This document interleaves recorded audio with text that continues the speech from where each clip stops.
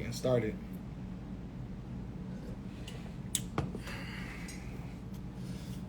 That's making me look educated. All right, so what's up, everybody? I see people are starting to roll in already. Man, I'm so excited to have this conversation, have this discussion. I believe this is going to be the beginning of something very big, very huge, something that's going to bless a lot of people, bless a lot of people. So I'm very excited. You said you enjoyed my interview with Brittany.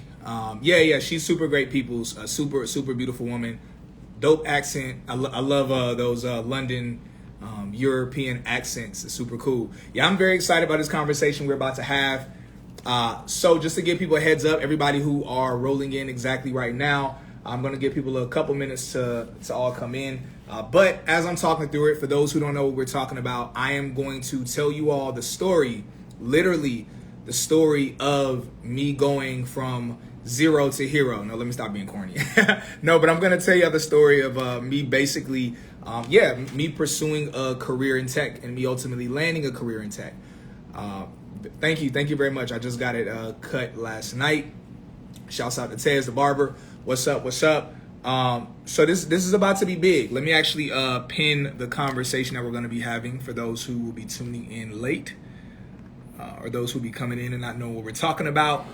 We will be talking about my six figures career in tech with no degree. Yes, spoiler alert, no degree, no experience in tech, no background in tech, no connections, nobody connecting me, none of that stuff at all whatsoever. Definitely a lot of favor from God, a lot of prayer, a lot of definitely hard work. So we're not gonna get it twisted. This ain't no get rich quick scheme. This ain't no, oh, it's super duper easy. I mean, it happened quick. it definitely happened quick. Appreciate you for purchasing the badge ahead of time. So a couple house rules, and I'm gonna go ahead and get started with the story. A couple house rules.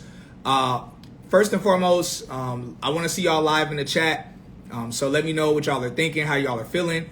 There's a question box down at the bottom. I already have a bunch of pre-recorded questions. I'm going to answer those pre-recorded questions first. After the pre-recorded questions, I will then answer questions from people who purchased badges. This is usually how I flow, how I go. I'll prioritize those who purchase badges. First, I'm going to answer the questions of people who submitted questions, but then I will answer the questions of those who purchased badges. This is going to be incredible. Listen, y'all, please pay attention. This is not some live for entertainment. This is not for something that's cute. This is not just something I want to talk about. This is something that has the potential to transform your life. I think too often in our communities, we downplay the value of money. We downplay the value of a healthy, beautiful career. And I think oftentimes it's because we don't have it that we try to dismiss it or act like it's not something we truly care about or that's truly valuable. But when you actually have it, you understand the value of it. Most of us know that, if we're looking at impoverished communities, poverty begets obesity because of the lack of healthy restaurants that tend to charge a little bit more, but the lack of healthy restaurants, the lack of healthy grocery stores. Poverty begets, I already said the obesity part, poverty begets a lot of domestic violence and fighting. Poverty begets robbery. It begets fighting, violence, crime of the sorts. It begets more drugs, people consuming, doing drugs. Poverty is something that we can call it a spirit. It's a disgusting, evil thing. So one quick thing, in the tech space, you're not going to become a millionaire in the tech space unless you yourself become a CTO or a chief technology officer or of a $1 billion tech company. You're not going to become a millionaire in tech unless you create a product built off of tech. You create an app that produces billions of dollars because of what the app does. But in the tech space, you're not going to be in tech doing a tech job and be broke. That will never happen. You will not be in tech doing a tech job making average income. You will be making above average income. So I see somebody ask, what is my role? I'm going to answer all of that But y'all, this is an incredible space to be in. I'm not just going to talk about it. I'm going to just go ahead and actually tell y'all. All right, so I'm going to tell y'all my story. I'm just going to be my first time opening up and talking about this. So I'm going to tell my story first. Then I'm going to answer the list of questions. And then I will, so I'll tell my story first. I'll answer a list of questions. And I'll answer questions down in the comment box as well, but only for those who purchase badges. Again, thank you for everybody who's purchased badges already. I truly, truly appreciate that. So the average income, it depends on what you're doing in tech. But I'll tell you the average income for what I do. The average income for what I do is $125,000. But that's because most people that do what I do only stay in it for about 3 or 4 years, and oftentimes they pivot to something else. But for example, I haven't even been doing what I do I've only been doing it for 6 months. And let's just say by the end of the year, I should be ticking closer to about 150, 160K at the least, like straight up. Like I said, companies that know how much I'm making right now are already reaching out to me, already offering me $40,000 more than what I'm already getting paid right now. So anyway, I'm saying a lot. Let me actually tell y'all the story. So a few years ago,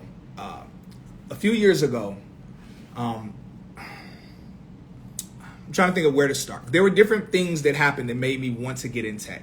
So first off, I went to an event at MailChimp. If anybody knows what MailChimp is, drop like a fire emoji or drop a monkey emoji in the chat. So a few years ago, I was invited to MailChimp, and I was invited to MailChimp to actually do poetry. It was a company event, and it was actually on Juneteenth. The company MailChimp was celebrating Juneteenth. And they invited me there to share a poem. So while I was there doing poetry, I met a bunch of young people who were in tech, because everyone that was there were tech. My homeboy who invited me, Carl, I'm eventually going to bring him onto the platform as well, because y'all, I'm going to be inviting leading experts in tech. Black men, black women, Hispanic men, Hispanic women, women in general. I'm going to be bringing different people on that are in tech, telling y'all what they do, how much they make, giving y'all the nooks and crannies, the bolts, all of that. It's going to get crazy. This is literally the beginning. It's about to be wild. I'm trying to give everybody gems, everybody keys. Anyway, so I go to MailChimp, and there was a young black girl there, and she was telling me how she just started at MailChimp that week. Now, this is going to sound crazy. This sounded crazy to me, but she said she almost worked at Google. Now, mind you, this girl was only about, she was 22 years old. Because I remember asking her, she was 22. She six figure career already. She was going to work at Google, but her interview with Google, y'all, this is before the whole pandemonium. Her interview at Google, she was going to have to catch a flight and go to wherever Google's headquarters are at. They have like headquarters in some weird place. Google bought her plane ticket. Now, I want y'all to hear this. To some folk, that sound crazy. To some of y'all, you're like, that's not a big deal. Google bought her a plane ticket, bought her a hotel room stay, all of that, just for her to go to Google to interview at Google.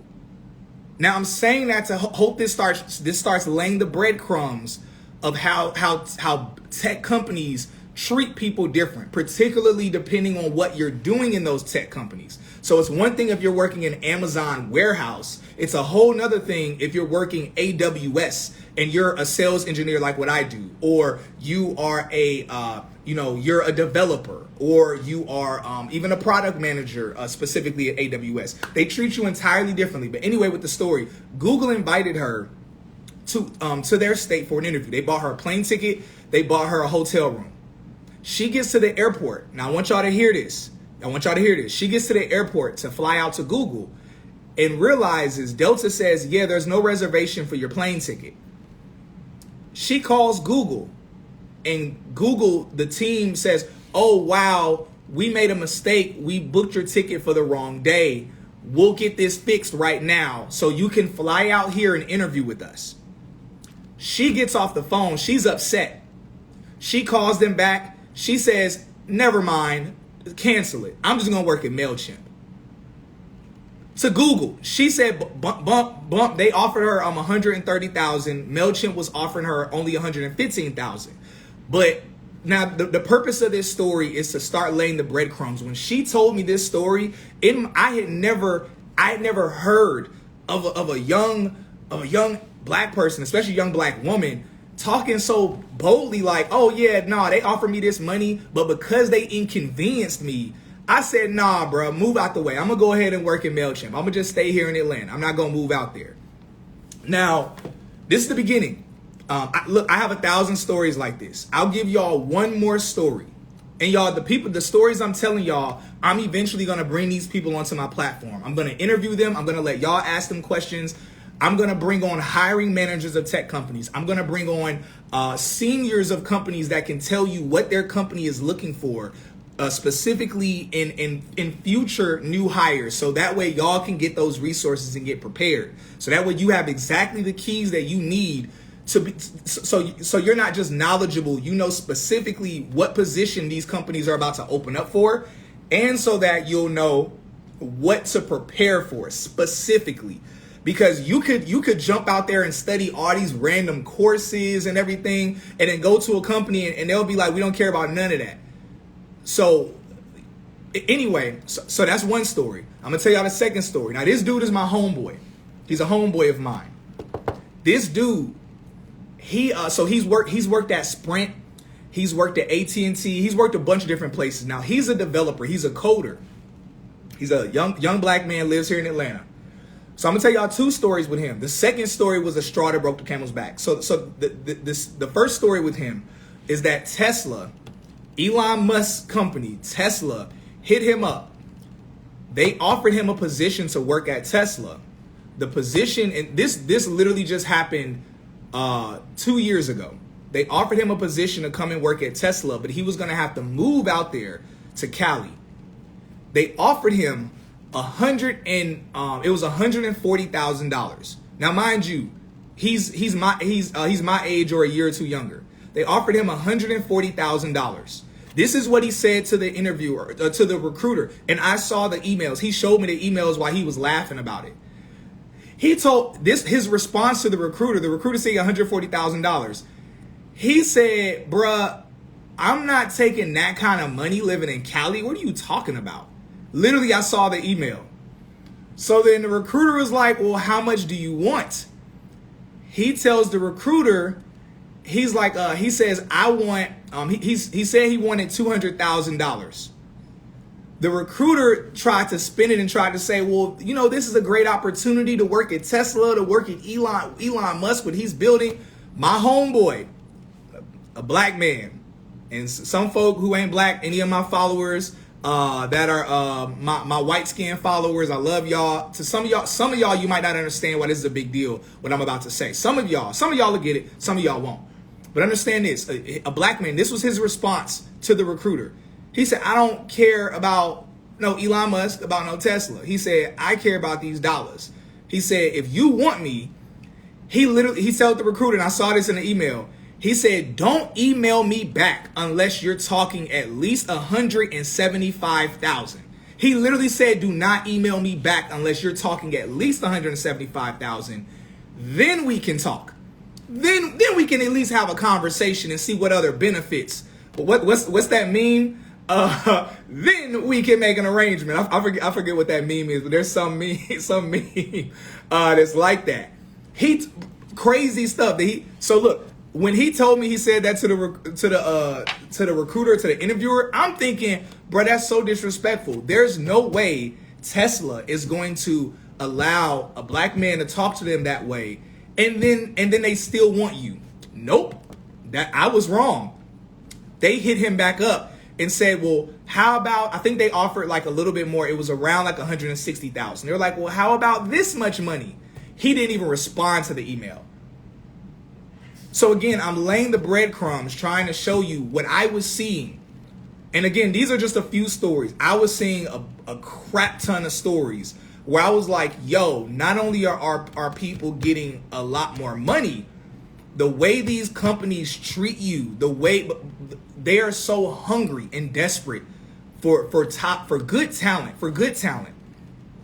And it's to the point now, and of course, because of a lot of events that have taken place recently with 2020, all the tragedies that happened, as well as the outcry, it being obvious that, hey, a lot of companies don't have a lot of women there. They don't have a lot of people, men and women of color at those companies. So companies are now being judged based off their diversity or the lack thereof. So on one end, companies seriously want people with skill sets and talents. On the other end, they're competing and fighting over people that have talent, have skill. And also they want to help our communities as well. I want to be clear about that. A lot of these companies, some of them, it's just a diversity box check, but some of the companies really want to help our communities because they realize, hey, we can't just keep this as a white boys club. We have to start caring about, we have to like stretch ourselves to love other communities and try to help out in ways that we can. So anyway, so that was the second thing that happened. Now this is the third thing. Now, I'm gonna be real transparent. This junk emasculated the hell out of me. Now, if anybody, whatever, you Christian, whatever, I don't see the word hell as a cuss word. We say hell all the time, whatever. Anyway, this junk emasculated me. This next story I'm about to tell you. But when this story happened, I said, I'm done. I am getting in tech. During the whole pandemonium, when everything first hit in 2020, literally the week before everything hit, I was starting a business with a friend. And this business was a business that was going to help the Christian community. It was going to do some really dope things. Thank y'all for y'all purchasing badges. I'm going to make sure y'all get y'all's money worth with them badges y'all purchasing, with the nuggets I'm going to drop. Trust and believe. Thank you for purchasing badges, though. So now this is the same homeboy who turned down Tesla. Now, mind y'all, he and I are the same age. We're the same age. We kicking, we hanging out. We're working on a business together. Unfortunately, because of you know what, our business wasn't able to take flight. It wasn't able to go off because the purpose of the business was centered around Christian community, Christians having things to do, gatherings, hangouts, and every Christian knowing where every hangout was at via an app. That was something that we were developing, but we couldn't do it because obviously you can't have a bunch of hangouts in 2020. Either way, I'm broke at the time. Like, people don't know this. People on social media, you see, people think like, oh, you got followers. Oh, this person got followers. Y'all, I know people with 200, 300,000 followers, and they ask me for money. Like, so don't let the follower stuff fool you. There are people with $5,000 that know how to flip it, and they're making $7 million. They're making seven figures off of social media. And then there are people who have 200,000 followers that don't know how to do nothing and flip nothing. So don't let the follower stuff fool you. This social media follower social clout is stupid. Anyway, so because of 2020, because everything is going on, I'm not doing speaking engagements. I don't have a lot going on. So I'm trying to do this business with my homeboy, and I want y'all to hear this. This junk is going to sound crazy to y'all.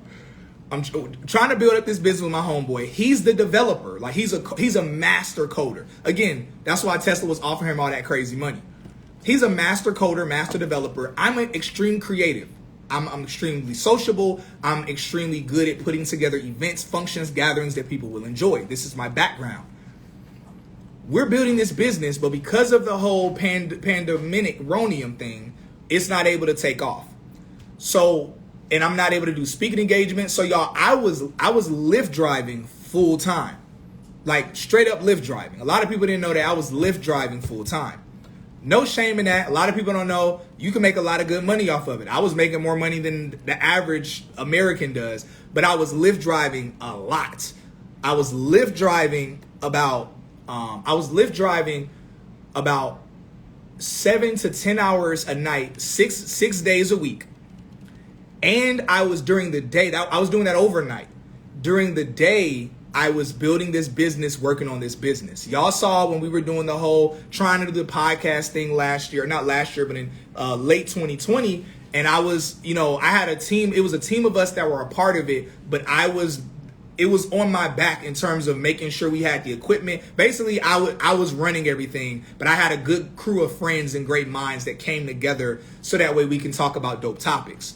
So I'm trying to build a business. Part of the business is this podcast. Also, I'm Lyft driving overnight. I'm barely getting any speaking engagements because you know what. And I mean, it's a lot going on. But essentially, I'm broke at the end of the day. Like, I had enough money to pay my bills. I was good, but I was broke. You know what I mean? When you got money to just do what you need to do, still a blessing, praise God. But you're not living in abundance. You don't have more. You're not able to go out and go to nice restaurants, enjoy nice things. You're not able to do that stuff. That's where I was at.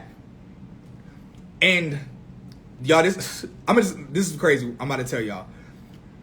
It got to the point, I told my homeboy who I was doing the business with, I said, hey, bro, I might have to take a break. I was going to get a job. I had a homegirl who was going to get me a job. Basically, I eventually was going to try to own my own insurance agency, which I did not want to do. Because I'm fully aware, if anybody knows anything about owning an insurance agency, that junk it's crazy work. It's literally a business, but it's crazy work. And also, it's a business you never own. You never own an insurance business. Specifically, it was with State Farm. The way State Farm's business model is set up, they'll give you an insurance office, but even if you own that insurance office for 30 years, as soon as you're ready to retire, you can't sell it. You just give it back to State Farm. So it's a silly business model. It's stupid. But I was gonna do it because I was broke, and I was like, man, if I do that, I can make. Even though I'll be crazy busy, I can at least make some decent money. I can make some good money. I told my homeboy that. I'm about to tell y'all what my homeboy said. Listen. I'm about to tell y'all what my homeboy said. He told me, when I told him, hey, bro, I'm going to have to take a pause because I'm going to have to do this State Farm thing. He said, bruh, how about this? He said, you're stressed out because you're Lyft driving. The other reason I wasn't just tired of Lyft driving, my car was breaking down. So I was like, dang, I'm not even going to have even a car to Lyft drive anymore because my car is breaking down. I was in a box. I was stuck. And I was like, I don't know what I'm going to do. I'm about to lose my car. I don't have any other source of income. He stopped and asked me a question. He said, well, if you're just afraid of your car breaking down, or if you're afraid of not being able to make money, he said, how about this, bro? He said, how much money do you make Lyft driving? And I was like, I make about 45,000 a year. I said, projections, I make about 45,000. Aside from the other things I do, you put it all together, I was making about $65,000, $60,000 to $65,000. He was like, okay, Lyft driving, you make about 45,000. I said, yeah. Listen, he says, bro, I could just pay you whatever you make Lyft driving. You can stop Lyft driving and you just focus on the business like 24/7. He says, just focus on the business. He's like, I know you do you do speaking engagements, you do this, you do that, whatever. He says, still do that stuff. Now, y'all hear that? I hope y'all heard that. See, the homie just caught it down in the chat. He told me, bro, I can replace what you're doing. Y'all, I was Lyft driving like 55, 60 hours a week. No cap. He told me, them 60 hours you're slaving away in your car. He says, bro, I can just give you that money and I can continue living my life. I won't even notice it. Just keep working on the business. So first off, I appreciated the homies trusting me. But I hope y'all understand the point of this story. This was the straw that broke the camel's back. Again, there's many other events that happened before this happened. But y'all, when you as a grown man, I'm a grown man. I'm 32 years old. At the time I was 30. I'm 32 years old.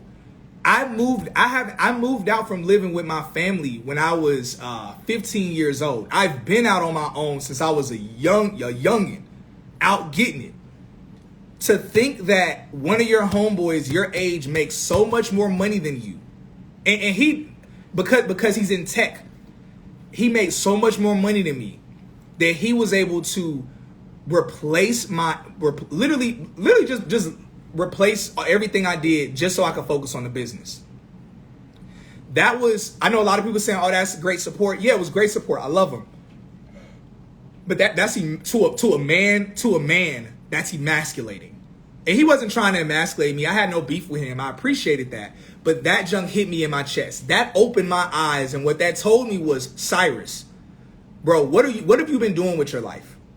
Bro, this tech money is out here. and you're out here, yeah, you're trying to start a business, yeah, woo, that's cool and all, but it's like, yo, God is clearly showing you that there is big money right here in tech. You can do this. He told me that. Him and other people, they were like, Cyrus, you can do this, bro. Like, they're like, it's not hard. You can do this. You can get this money. When I realized how much money he was making, the fact that he like scoffed at the money that I was making, it was like, bro, I could just get that to you. You know, I introduced him to one of my homegirls. They started dating. Every restaurant he took her to, and they were going to a lot of restaurants. They were going out 5, 6, 7 days a week. Every restaurant he took her to, I never heard of before. I would be like, what is that restaurant? He'd be like, bruh. He'd be like, bruh, you got to spend at least $200 a plate, $300 a plate. Like, you know, there was a restaurant he took her to, it was $500 a plate. He took her on a weekend trip, just random, whimsical. Took her on a weekend trip. The weekend trip, he ended up spending about $3,000 that weekend. And he's not one, if you saw him, you'll think he was some dusty dude. He got racks, he got money, but it's all tech money. So when I saw this, and I'm gonna bring him on the platform. He actually doesn't have any social media. Ironically, he's worked with building social media, but he doesn't have one. I'm gonna bring him on the platform and let him rap to y'all. But when I realized he was making so much money, and when I started watching the way he was moving, the lifestyle he was enjoying, all of that, and y'all, this is one person. I'm talking at this time, I was meeting like half of my homeboys were in tech at this point, and a bunch of my homegirls were in it.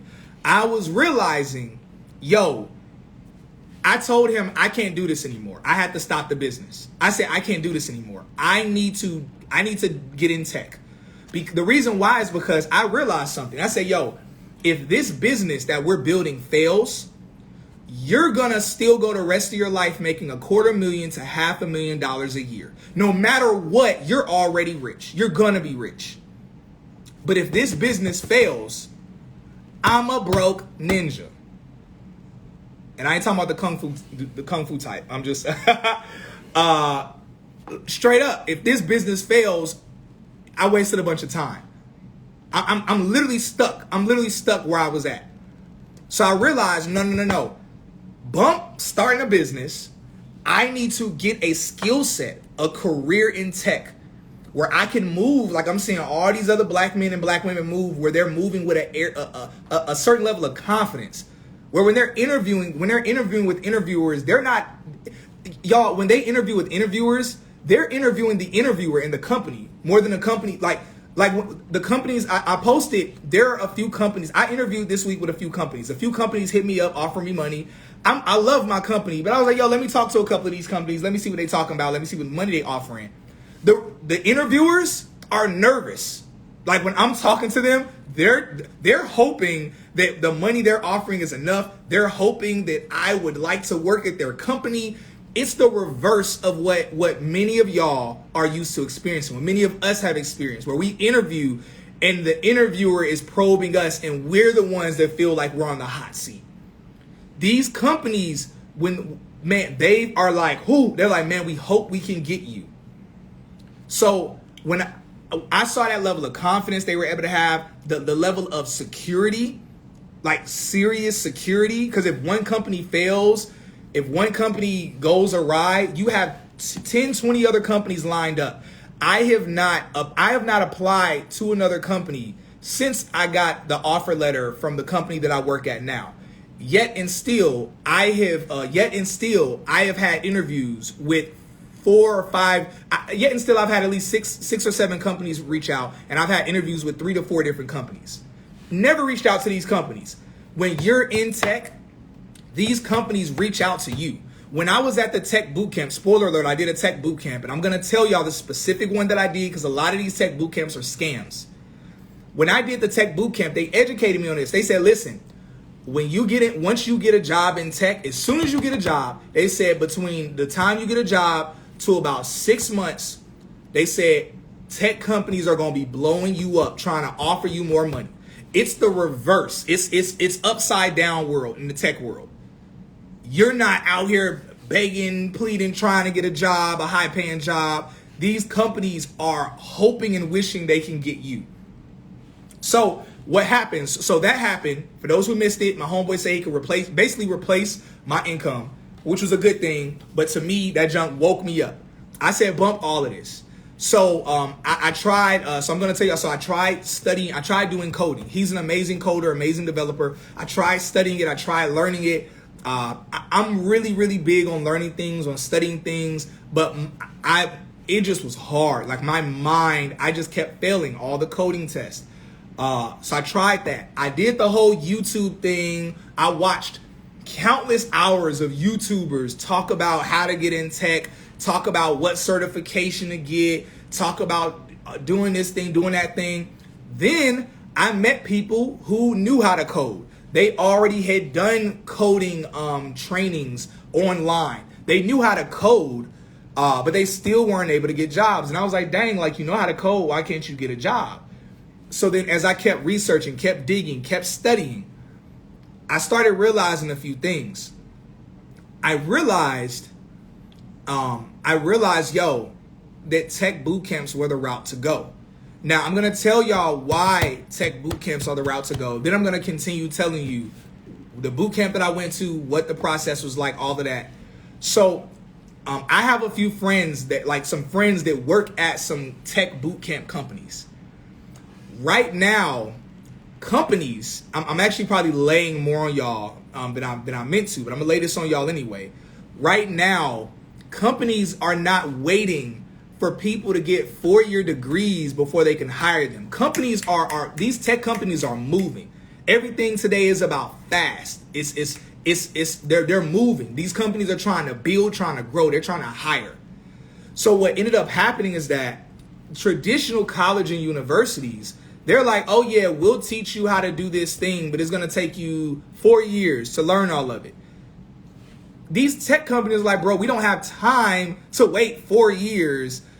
And then you come and work at our company and it's like, guess what? Now this is the real kicker. And I learned this again when I was Lyft driving. I was picking up people that were in school, Georgia Tech, that were in school for coding, that were in school for doing what I do. And I asked them a question. I want y'all to hear this. Please listen, y'all. Everything I'm telling y'all has value to it. Please pay attention. The dudes I picked up, they do what I do, and some of them were coders. It was a group of dudes that were in a car. So cool white boys was all up in the car. I was driving them. And I said, yo, are y'all excited that y'all are about to graduate in a year and get to go out and do what you've been learning in school? Listen, their answer, they all started laughing. They said none of us. Yeah, you said you're in tech sales. I'm going to address that because tech sales is we're going to talk about that, why you might be getting paid low. There's definitely a difference. So anyway, the dudes were laughing in the car and they were laughing and they said, bro, everything we're learning in school right now is outdated. They said literally, the technology, everything changes so fast. The coding languages, the procedures, everything changes so fast. By the time you enter college, by the time like you're in like a junior, it's like all that stuff that you're learning is outdated by 2 years. So tech companies are realizing this. So tech companies are like, that's why a lot of people, when I posted me being in tech and I have no degree, a lot of people, if you go back and look at the comments of my post, it was people like, yo, I actually have a degree in tech and I can't get a job in tech. What's going on? That's what's going on. Tech companies are like, they care very little for your degree because whatever you learned in school is most likely outdated. The tech companies are like, bruh, we gonna have to teach you everything because all your stuff is outdated. So my friends told me this who work with tech boot camps. They were saying like, yo, that's why tech companies are actually investing in certain tech boot camps. And they're prioritizing hiring people who have either experience first and foremost, people with experience. And then secondly, people who are from tech boot camps. And then if they get desperate, they'll bring somebody in on a low position in tech, making about $60,000, $65,000. They'll make that gamble on someone and start them like at that point. So anyway, I'm learning this. So I'm continuing to, I'm researching, I'm watching videos because I'm a person, I'm like, yo, I realized these tech boot camps, a lot of them cost a lot of money. Some of them was 15 racks, 20 racks, 30 racks. I saw a couple that were 10 racks. And then there were some that had deferred payment programs, meaning, you can get in for free. Actually, let me say this. That being said, let me say this. I'm really big on telling people like, let people kind of give their advice and stuff in the comments in terms of where you should go, what you should do. I'm going to say this. Do not just trust these tech boot camps just because they pop up as an ad. A lot of these joints are sketchy. A lot of them, even if you watch a video about a tech boot camp and the video is 2 years old, 3 years old, that tech boot camp could not be as viable as they used to be a few years ago. It's really wild. So I say that to say, please, please, please do not see somebody in the chats, in the comments that says, hey, check out this tech boot camp. Hey, go to this college. Hey, get this certification. Do not be quick to believe that stuff. Do not be quick to believe that stuff. So again, I'm going to address courses. Somebody mentioned Coursera. Coursera's cool, but I'm going to address courses. So listen. So I did a lot of studying, spoke to a lot of people, prayed a lot, and I landed on a friend of mine suggested this tech bootcamp that I did. That's actually called Careerist. And it was a weird name. I was like, that's a weird name. Why are they called Careerist? That doesn't sound like anything with tech bootcamp. The reason why they're called Careerist is because they're a hybrid. They're both a tech bootcamp and they're like a recruitment agency as well, like a hiring agency. So they literally train you, they school you, educate you on what you need to learn.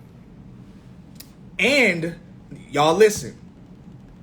And they get you, they talk to other companies. They talk to different companies and stuff, and they pair you up with those companies so that you can interview with those companies. Now, that sounds cool enough, right? That's not it. I'm about to drop the real bomb on y'all. I hope y'all are ready. I hope y'all are ready for the real bomb of what this tech bootcamp did for me and what they do. They actually apply to jobs for you. They have, listen, y'all, they have built-in AI. The AI, like artificial intelligence, it applies to a lot of jobs as if it's you applying to those positions and jobs. Their AI technology, we talking tech, their AI technology literally applies to companies using your resume. It auto-fills in your information. And this is passive. You don't have to do anything. You just live in life after you finish the tech boot camp. They're applying. Again, when I was in the tech boot camp, I was still Lyft driving. I was Lyft driving overnight. I was Lyft driving overnight. While I'd be Lyft driving overnight, I would get like 20 something different email responses from companies in the middle of the night. You know, the responses, thank you for applying to our company. We see your resume. We're going to look over it. I'm like, God, dog. The boot camp I went to is applying to more tech companies that I could even think to find. Yes, it's called Careerist. Now I'm going to tell y'all, don't just jump out of here and go to it or whatever, because I actually have a discount code. I hit them up, spoke to them. They hooked me up with a discount code. So it's actually in the link in my bio. So if you want to go check them out, use my discount code, and it's like somewhere between $100 to $200 off, depending on what it is you want to do at Careerist. Anyway, they apply to jobs for you. Y'all listen. I had so many interviews. I was overwhelmed. They were getting me so many interviews, I couldn't keep up. I was like, oh my gosh, this company giving me so many, not this company, the tech boot camp, technically a company, they're getting me so many interviews, I couldn't keep up. It was literally to the point my phone would ring, and when I say getting me interviews, the system would set it all up, pretending like you were talking to the company, setting up the interview via email. my phone was ringing at 9:30, 10 a.m. in the morning. You know, and again, I was Lyft driving overnight, so I'm waking up like, oh man, I just went to sleep 3 hours ago. I would answer the phone, hello, and the interviewer would say, hey, Cyrus, this is such and such from whatever company. Are you ready for our interview? Is this a bad time for the interview? And I wouldn't even know the company. I was like, I would jump like, yeah, I'm ready. Wouldn't even know the company I'm on the phone with, y'all. Didn't do no research at all. And this wasn't one time. This happened all the time. I'd be chilling in the middle of the day, driving in the car, running errands, phone start going off. An interview. It was so many interviews. I'm going to tell y'all, I could have got hired at so many companies before I got hired. But it was because I was so ill prepared because I didn't realize how many interviews they were about to give me. So I was not prepared. I wasn't looking up the companies, preparing for the interviews, none of that stuff. It was just wild. So eventually I had to get organized. I said, I need to get crazy organized. So I would comb through the emails and see every company that replied. I created a whole breakdown. Now I'm going to show people what that breakdown looked like, not tonight, because this isn't just about me telling y'all to get into tech. This isn't just about me telling y'all what tech bootcamp to go to. I want to set y'all up for success. I'm going to bring other people that are in other industries of tech on here, on other lives. They're going to tell you what they do, tell you how they got into it, tell you about how much money they making. We're going to interview them, talk about their story. It's going to be some crazy stuff, whatever, all that good stuff. I'm going to bring on top people that are in tech. And not just black people, not just Hispanic people. I'm gonna bring in, some of the like my manager who's already said he wants to come on, who making a crazy amount of money. He's been in tech for a long time. He's a white guy, and he said he loves what I'm doing. He says, man, I would love to come and support all of that. I'm gonna bring people on that can give y'all the keys, give y'all the gems. So I don't want to just say, go do this. And I don't want to just say, go to this tech boot camp. And I don't want to just say, make sure you use the link in my bio to get the discount when you go to that tech boot camp. I want to walk people through while you are going through the journey. Like, I really want to help people be successful in your pursuit in tech and even after you enter the tech space. I want to develop a community, a camaraderie community, an educational community, where literally we can hold each other accountable, but also there's like deep education. So I don't want to just say, that's the direction. I want to give all the tools I can, the resources I can, the people that are smarter than me to help us walk through this. Because I'm telling y'all, I love it here. I love it here. If you're not in tech, I don't know what other industry is like this. The way they treat you, the way they talk to you, like it's different. It's different. It's not like anything else you're used to. I'm like, why did no one tell me that it's like this here? I think a lot of people, especially black people, once they get to tech, some of them are just like, I made it. I'm just happy I made it. And then some of them start to forget how much it sucks with normal jobs or other jobs in other industries. So anyway, let me continue on. So I got organized and I started doing interviews. I started doing them cleaner, started doing them better. So I'm gonna tell y'all specifically. Let me give y'all the specifics. The boot camp was 4 weeks. It was only 4 weeks long. It was 5 days a week, and it was 2 hours each day, and it was in the evening. I live in Atlanta, so for me it was 8 p.m. to 10 p.m. and it's virtual. It was remote. So I was watching online, all of that stuff. Watching online, learning, super cool environment, really chill. Very cool teachers, instructors. A couple of the instructors, I actually follow them on Instagram. They follow me. We be chopping it up in the DMs. Cool peoples. So it was 2 hours a day for 5 days a week for 4 weeks. So 1 month. It's a 1 month tech boot camp that requires 2 hours, 5 days a week. Super simple, super easy. No homework. We didn't have any homework. Didn't need homework. I'm not going to get too much into the nuts and bolts because I'm actually going to bring some people on, other people that have graduated and that have jobs in tech on. And I'm going to eventually bring on maybe some of the instructors so y'all can ask them questions and pick their brains. But anyway, I finished the tech boot camp within 2 months I started at the company that I work at now. The starting salary they gave me, I'm going to be transparent. The starting salary they gave me, $90,000. $90,000. No degree, no tech background, no connections, none of that stuff. All I did was 4 weeks at a tech boot camp. Now, it cost, I think what it cost then is what it costs now. It was $3,500.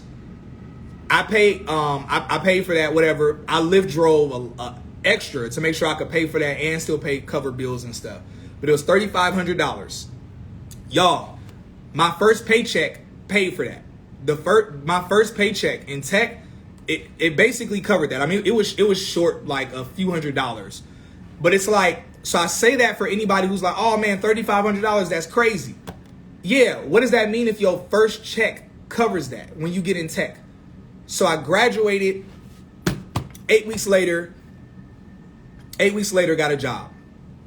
Again, and that was after I finally got a grip on all the interviews they were sending my way. So let me look at a few of these comments, see what y'all saying, see what y'all talking about. Make sure ain't nobody saying nothing crazy. Yeah, it's Careerist. I'll put it in the chat. Careerist discount link in my bio.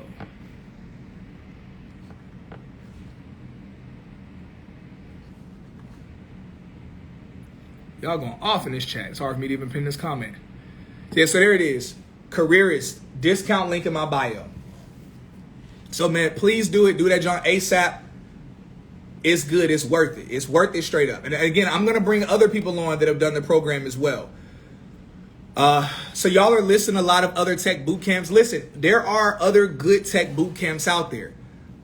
Careerist, they guarantee you a job. They guarantee you a career in tech after you finish. Every tech boot camp can't do that. So I'm telling y'all about what I know. I've done research on the other ones y'all are mentioning, whether you're talking Flatiron, whether you're talking Code Academy, whether you're talking, like, I've done a lot of research on a lot of these other tech boot camps. And so, again, I'm talking about what I know, and I'm talking about what was legit. And that junk was legit start to finish.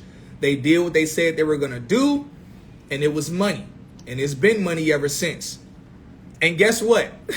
Even though I'm done with the tech bootcamp at Careerist, they're still sending other companies my way. Like, companies are like, okay, do y'all have more people that graduated your program that we can find an interview?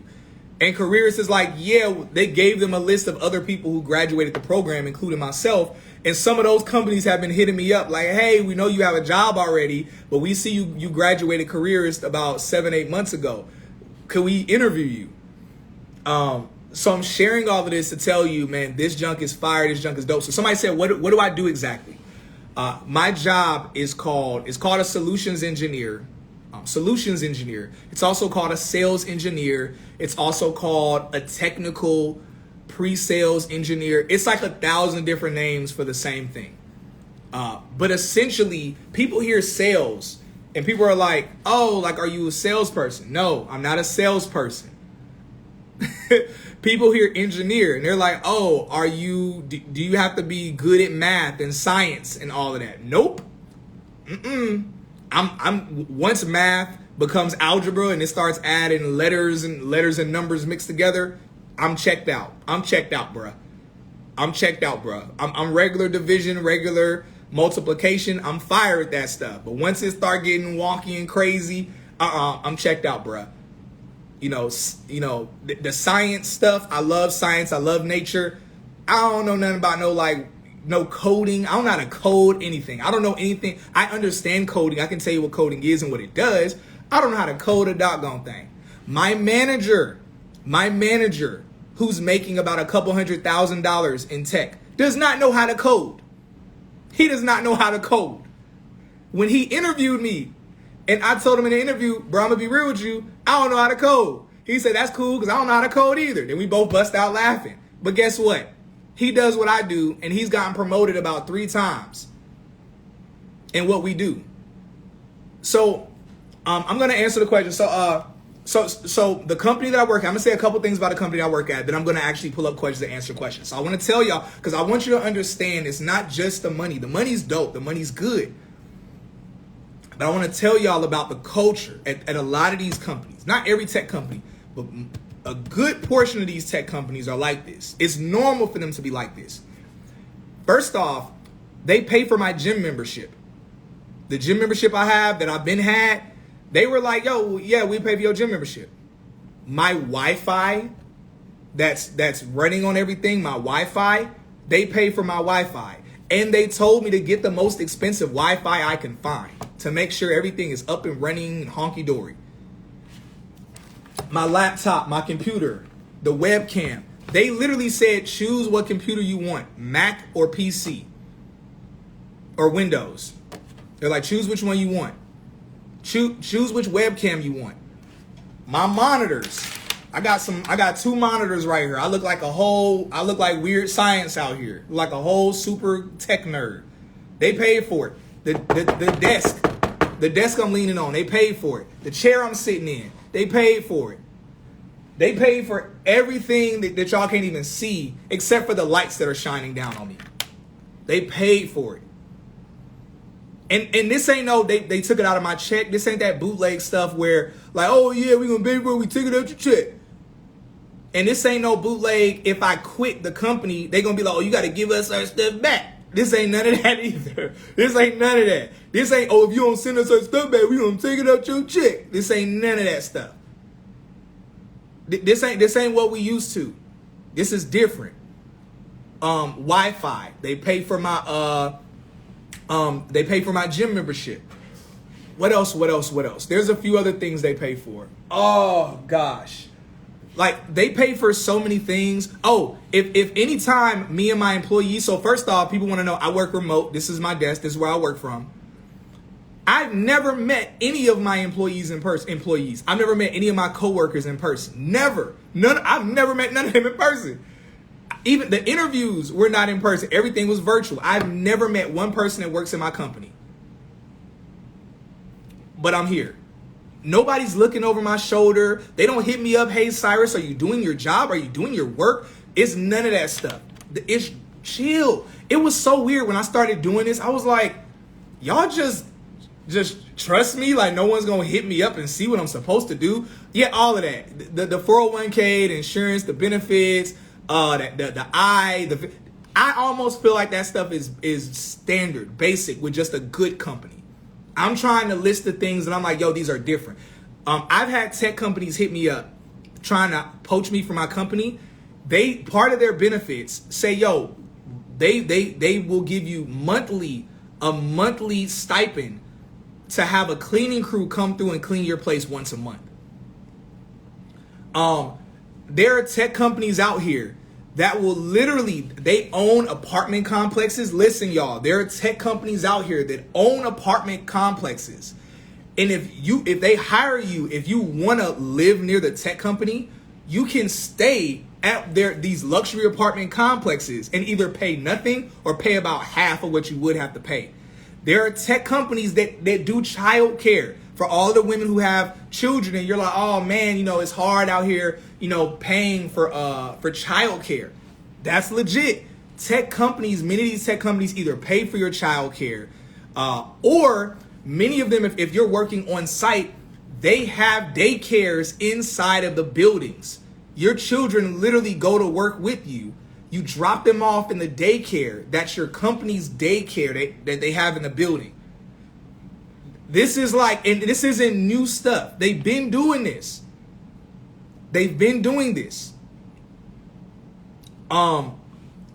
So somebody said, so what do you do? I'm answering questions for those who purchase badges, because I said I was going to do that earlier. I almost answered your question, but I need to honor what I said I was going to do. So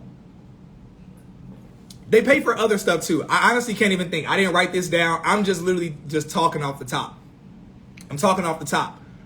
My company, there's a few things my company pays for I can't even remember. Literally, my company tells me to send them a list of things like anything. If I do something and it costs me money, like let's say I run out of pens. Every month, every quarter, pens, paper, any random stuff I want to say, yo, I think the company should pay for this because I'm using this for the company. The company says, yeah, there's a system that we have where all I have to do is just upload receipts for what I purchased, and the company puts it on my next check. Again, I told y'all I have never met any one of my coworkers. The reason why I brought that up was actually to tell y'all this was to tell this to y'all.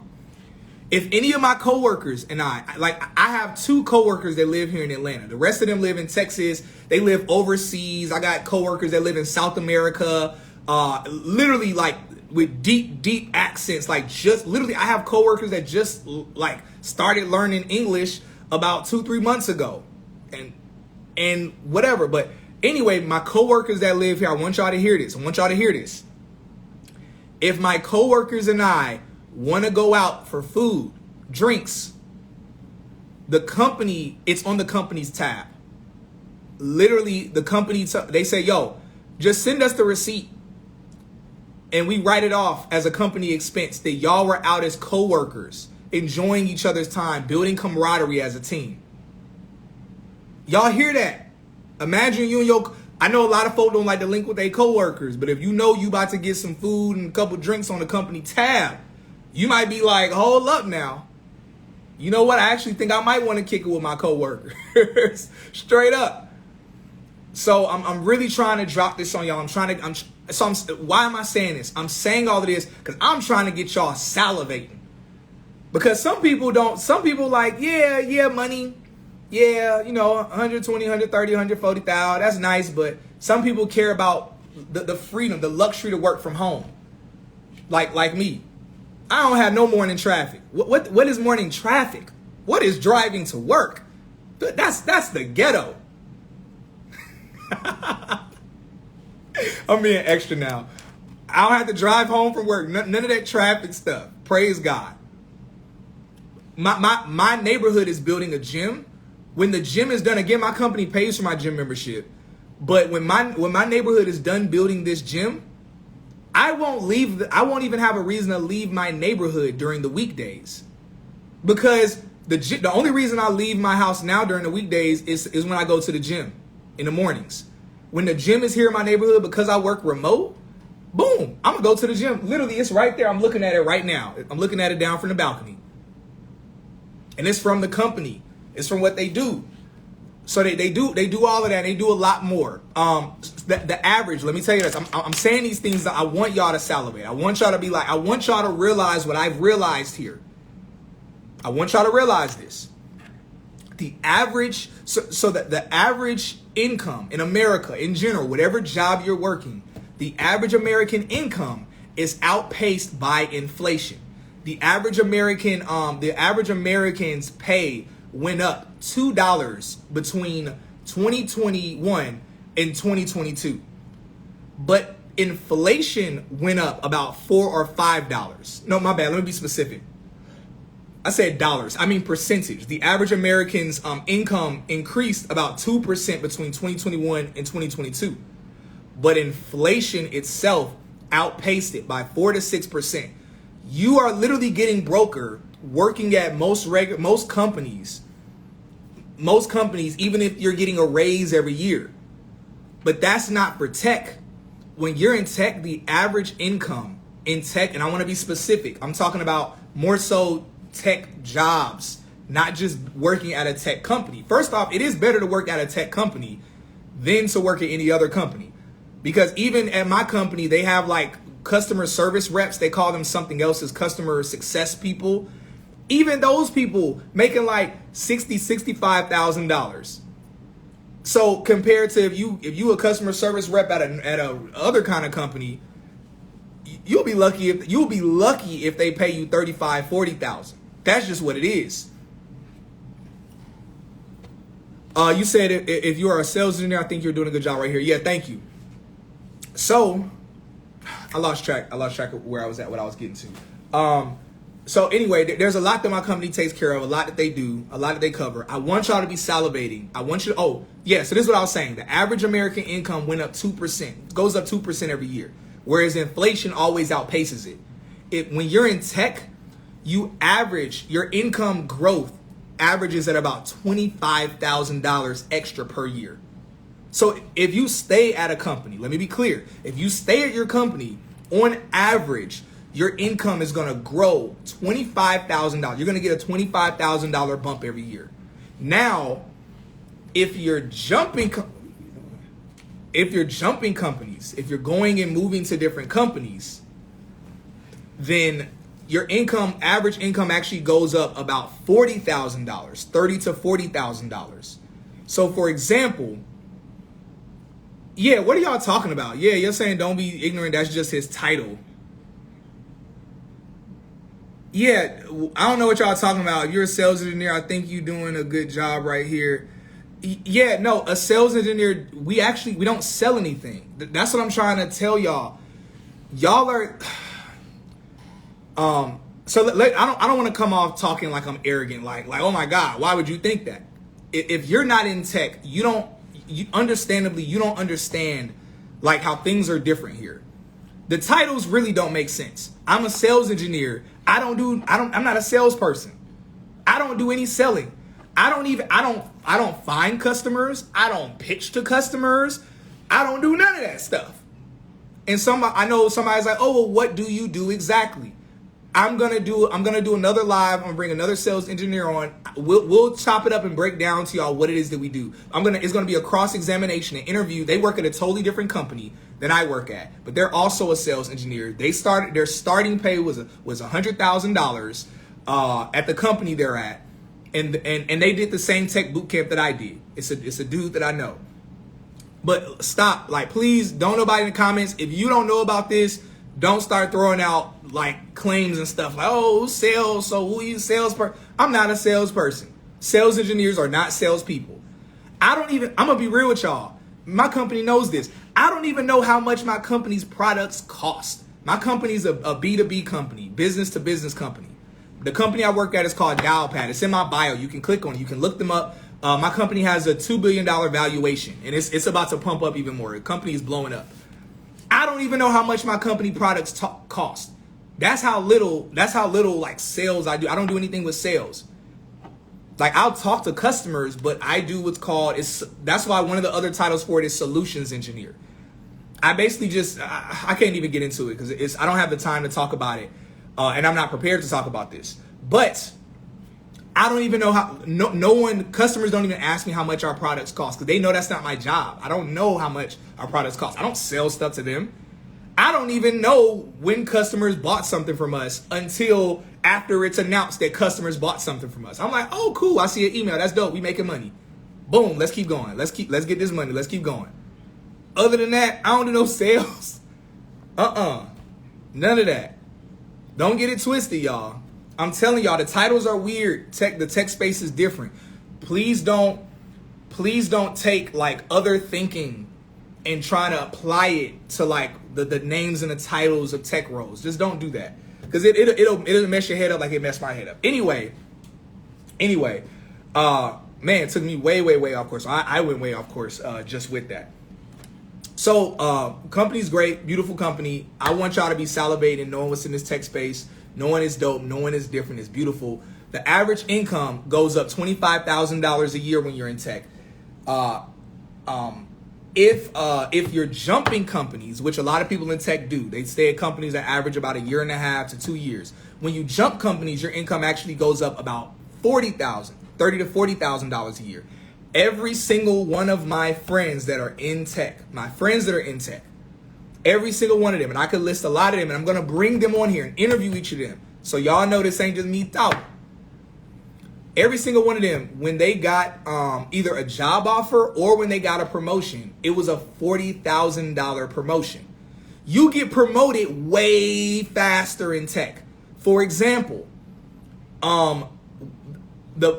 everyone in my company who got promoted, when I came on, all the people who got promoted that I know had only been at the company 7 months to 9 months. Even when you interview with these tech companies, I was interviewing with tech companies. There were a couple other companies that gave me offers. It was like 2 companies and my company, Dialpad. But I chose Dialpad mainly because they were offering more money, but also because they're a great company. The other companies, they were like, yo, even Dialpad, when they realized, again, I told you, they offered me $90,000. They told me, hey, look, we know it's only $90,000, but we promote really, really fast. And that's the truth. I've gotten here and I've looked around and everybody getting promoted like that. I have friends in tech, they got promoted, and I'm going to bring them on here. I have friends in tech, they got promoted, right? Big pay jump. 3 months later, got promoted again at the same company. And this is common. This is not like, whoa, like something that goes in the news. This is super common. You literally will get promoted, and then they'll be like, you know what? Let's give you some more money. Let's bump up your pay. We know we just bumped up your pay 30, 40,000. Let's bump it up another 40, 50,000. Straight up. It's a different world out here, y'all. A different world. And I'm trying to put us on.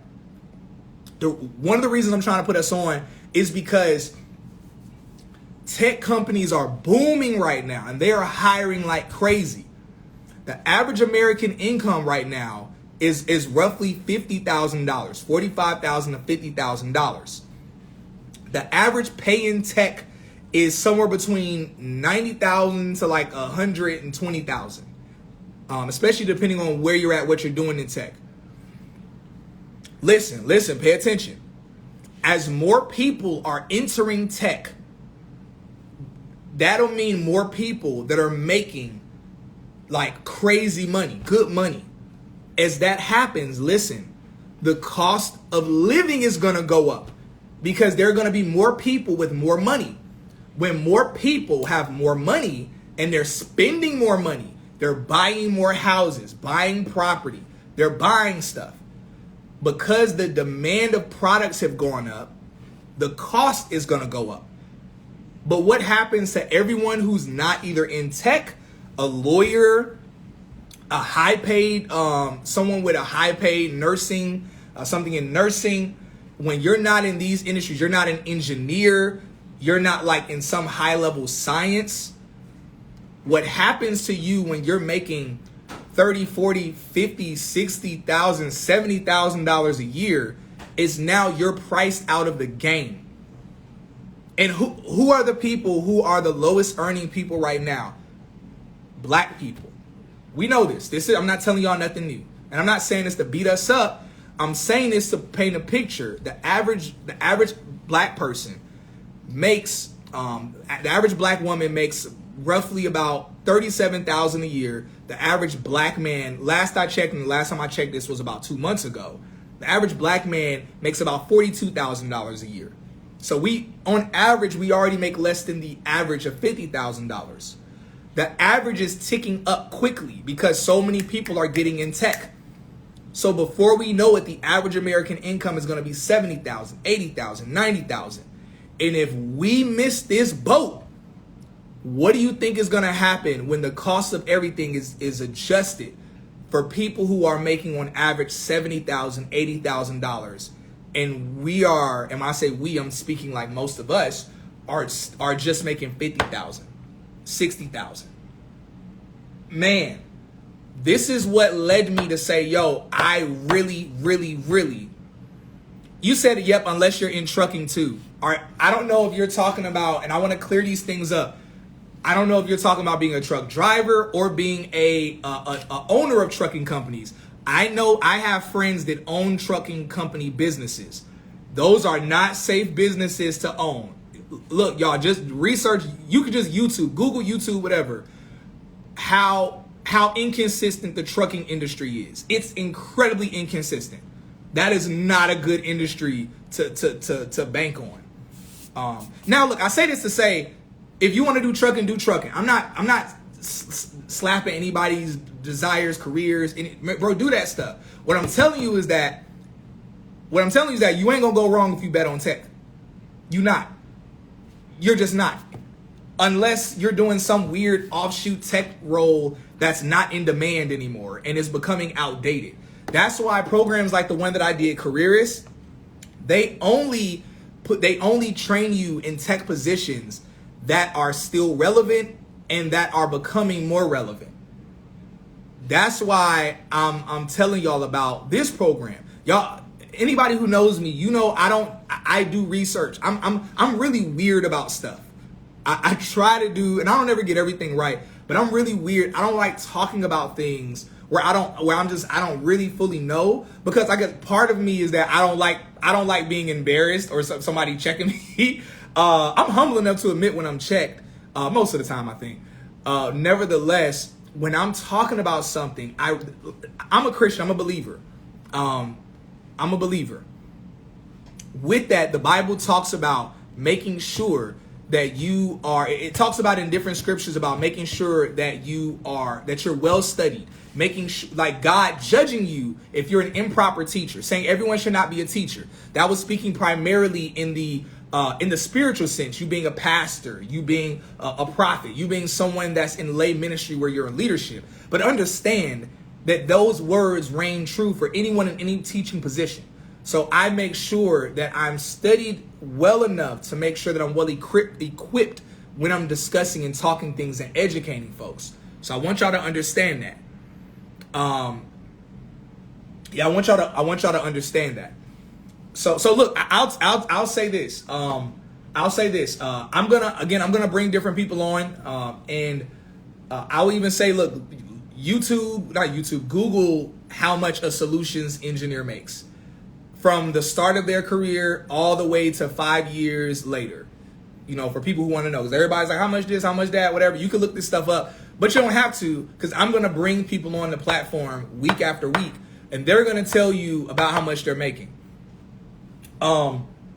So that's my story. I'm at Dialpad, great company. That's my story. I'm sticking to it. Now let's go ahead and get to some of these questions y'all sent in. Again, I'm only answering questions to those who have purchased badges. First, I'm going to prioritize the questions of people that submitted questions that I thought would be beneficial to talk about and discuss with y'all. So I'm going to start pulling up some of these questions, asking all them questions, making statements, assuming.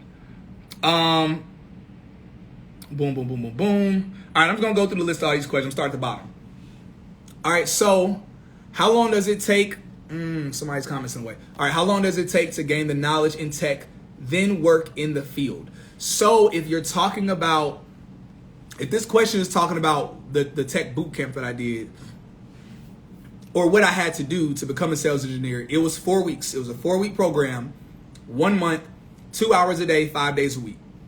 Super chill, super easy, easy peasy, lemon squeezy, all that good stuff. If you're talking about the job that I do, many jobs, I won't say most jobs because I don't know the procedures for most jobs in tech, but usually the standard in tech is different. Again, it's different than normal companies. A normal company, you get trained for about, depending on what you're doing, you get trained for a week to maybe a month, and then they release you. These tech companies understand the technology is new, even if you went to a tech boot camp.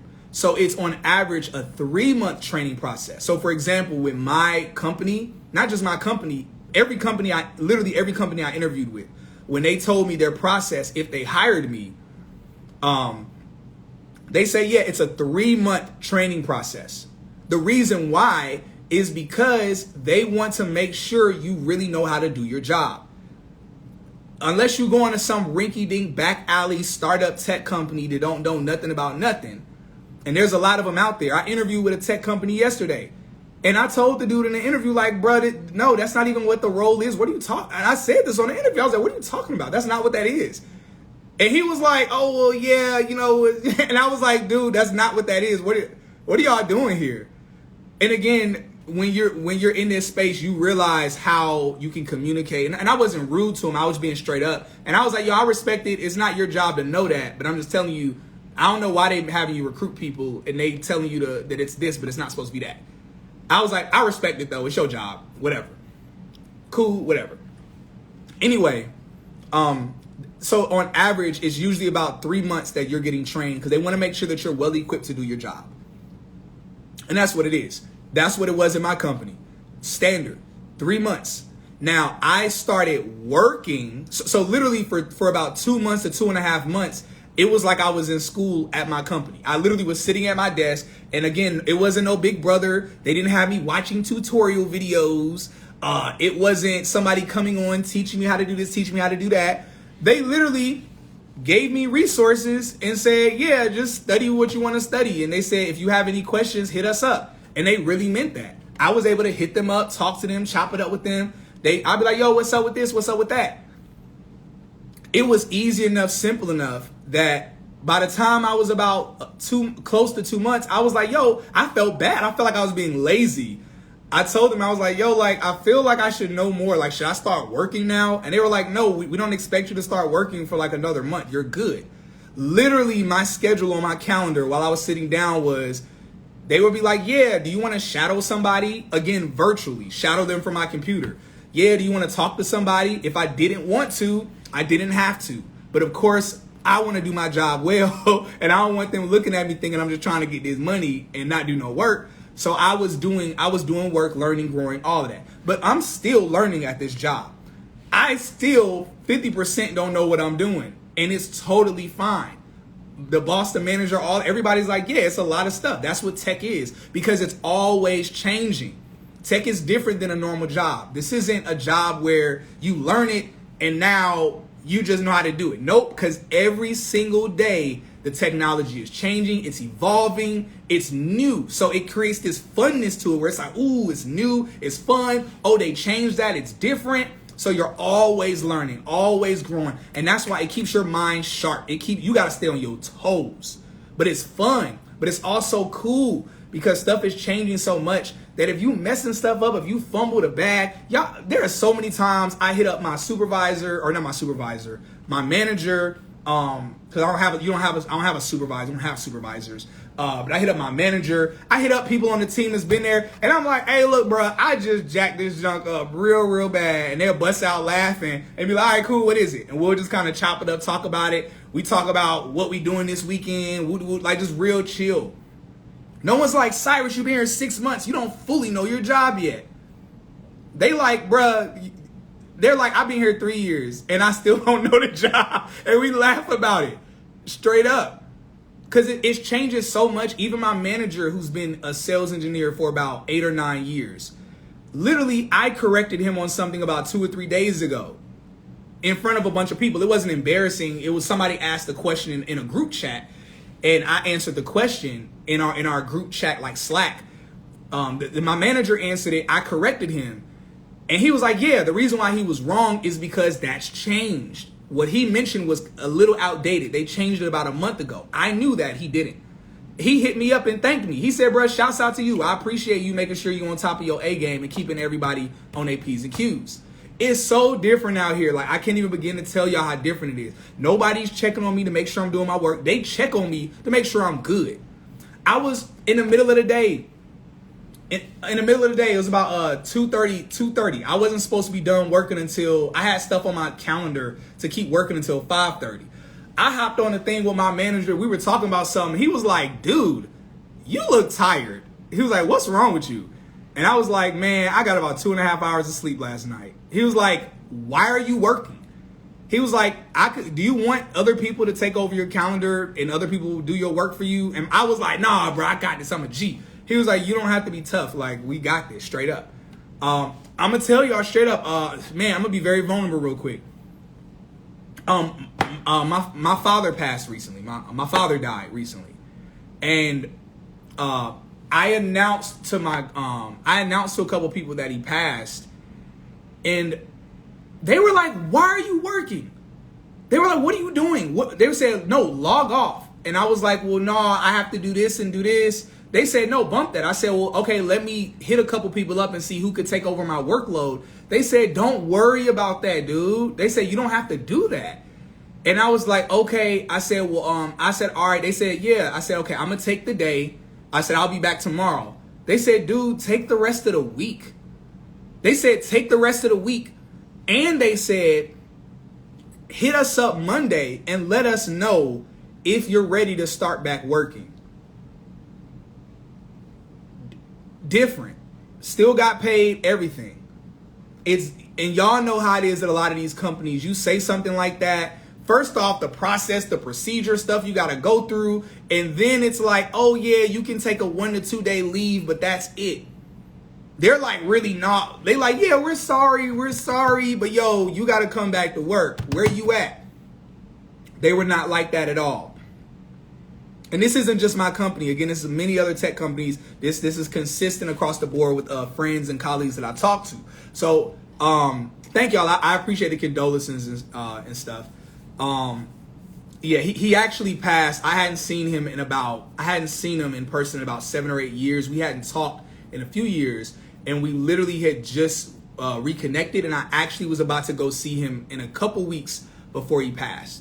I was looking at plane tickets. Was about to go out to Cali or Houston because he was about to get moved to Houston, and I was gonna go and see him with my sister, and he didn't make it.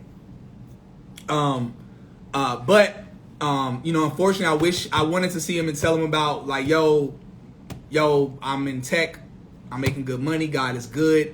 I didn't get to tell him that, but I know he's looking down at heaven and he sees what I'm doing, and I'm grateful. I know I'm gonna see him in heaven, all that good stuff.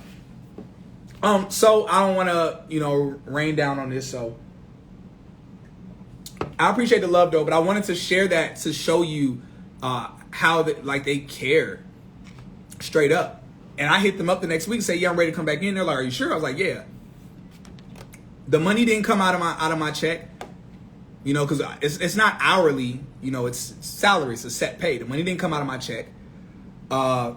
So anyway, so that's the answer to that question. The tech bootcamp was 4 weeks, ramping up in most tech companies, depending on your position. With most positions, the positions I'm going to tell y'all about, not just mine, I'm going to tell y'all about others. The positions, most of them, the ones I'm going to tell y'all about as we move forward in the future, because I'm not laying everything on this live. Y'all need more time. We got to marinate this thing. We got to marinate. Again, I'm walking with people. We're going to walk through this together. I'm going to bring other people on, other experts that can tell y'all more than what I can tell y'all. Only thing I can tell y'all now, Careerist, Bootcamp, I vouched for them. I did it. It's legit. It's solid. They said they was going to give me the money. They said they was going to give me, and they did it. They did it for me and the homie I'm going to bring on when I go live on Monday. And other people I'm going to bring on. Anyway, so that's that question. I'm gonna smooth through these other questions real quick. All right, so appreciate you who sent that question in. All right, so oh dang, I messed up the way this is cropped. Anyway, this question says, explain the no math and no science part, please. This was funny to me because a few people were like, oh, I would love to do what you're doing. I would love to be in tech, but I'm not the math and science part. I don't do no math, no science. Like, I think, again, this goes back to, I think people are thinking just engineering. Like I told y'all, I'm not a salesperson and I'm not an engineer, even though I'm technically both. I'm a tech engineer, I'm a tech sales, but I don't do no sales and I don't do no engineering. I don't do those. Again, it sounds weird. Yeah, they're thinking computer science, probably, when they're talking about science. But even with computer science, it's not conventional science. It's more, it might be more like coding. Maybe that's what they're thinking of. But there's no math, no science part. And this is most of the tech roles that I'm going to show y'all that we're going to talk about. So there's no math, no science. Understandable question though. Next question. How is the flexibility? So I'm not sure what this means exactly. Maybe I can, so look, on Thursday, so every Thursday, so let me tell y'all this. This is the way these lives and stuff are going to go. On Mondays, I'm going to go live with everybody, general public. On Thursdays, I'm going to have a private group that we're going to go live. For those who have more in-depth questions, I'm going to bring on the Thursday lives, I'm going to bring on seniors that are in tech. I'm going to bring on hiring managers that are looking to hire women, looking to hire people of color. I don't even know what to call it no more. I kept saying minorities, and somebody hit me up in my DMs and got offended. They were offended. Somebody was in my comments. Don't call us minorities. I'm like, bro, when did this become offensive? It's like, yo, when are we going to start updating each other on what we get offended by? Like, I thought we was minorities. Now, don't call us minorities is disrespectful. Bro, I ain't got time for this. I'm just trying to help folk get to the money. I'm not thinking of what the proper term is. I'm just thinking of that they trying to help people of color. So let's stop getting triggered and let's get this information so we can get this money. So bad. They want to be offended so bad. It's ridiculous. I just straight up blocked the dude. I was like, bro, get out of here. Don't hit me up. Talk about asking me how to get no position. Just stay bad, stay broke. Praise the Lord. Anyway, when I go live on Thursdays, that's going to be for a private group. So heads up, these lives will not be saved. So when I go live, hop on these things because these are not going to be saved. These lives are only going to go on for that private community. So when this live is over tonight, it's getting pulled down and it's getting uploaded. Now, if you want to rewatch this live, click the link in my bio and you can rewatch it. All that good stuff, it'll be there. It'll be Tech is the New Black. That's the name of what it is that I'm doing and I'm setting up and I'm working with other people in tech. Tech is the New Black. That's not from Orange is the New Black. The term something is the new black is an olden term. It's really about fashion. It's like, oh, brown is the new black. Green is the new black. It's a term in fashion that means whatever this thing is I'm talking about is the new hip cool thing that you need to be in on. So the term tech is the new black. It's a metaphor. It's a double entendre, basically saying that tech is the thing that you need to be doing, that you need to be a part of.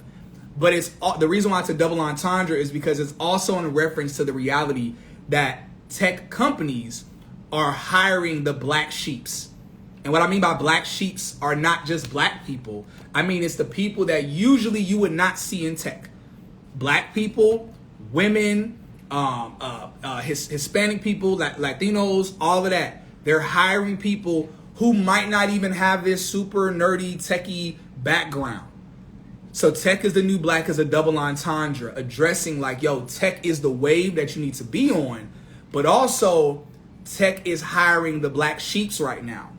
They're giving the bag to the black sheeps, and I'm trying to help the black sheeps, the women, the minorities, whatever. You get offended, whatever. I don't even know how to not offend people no more.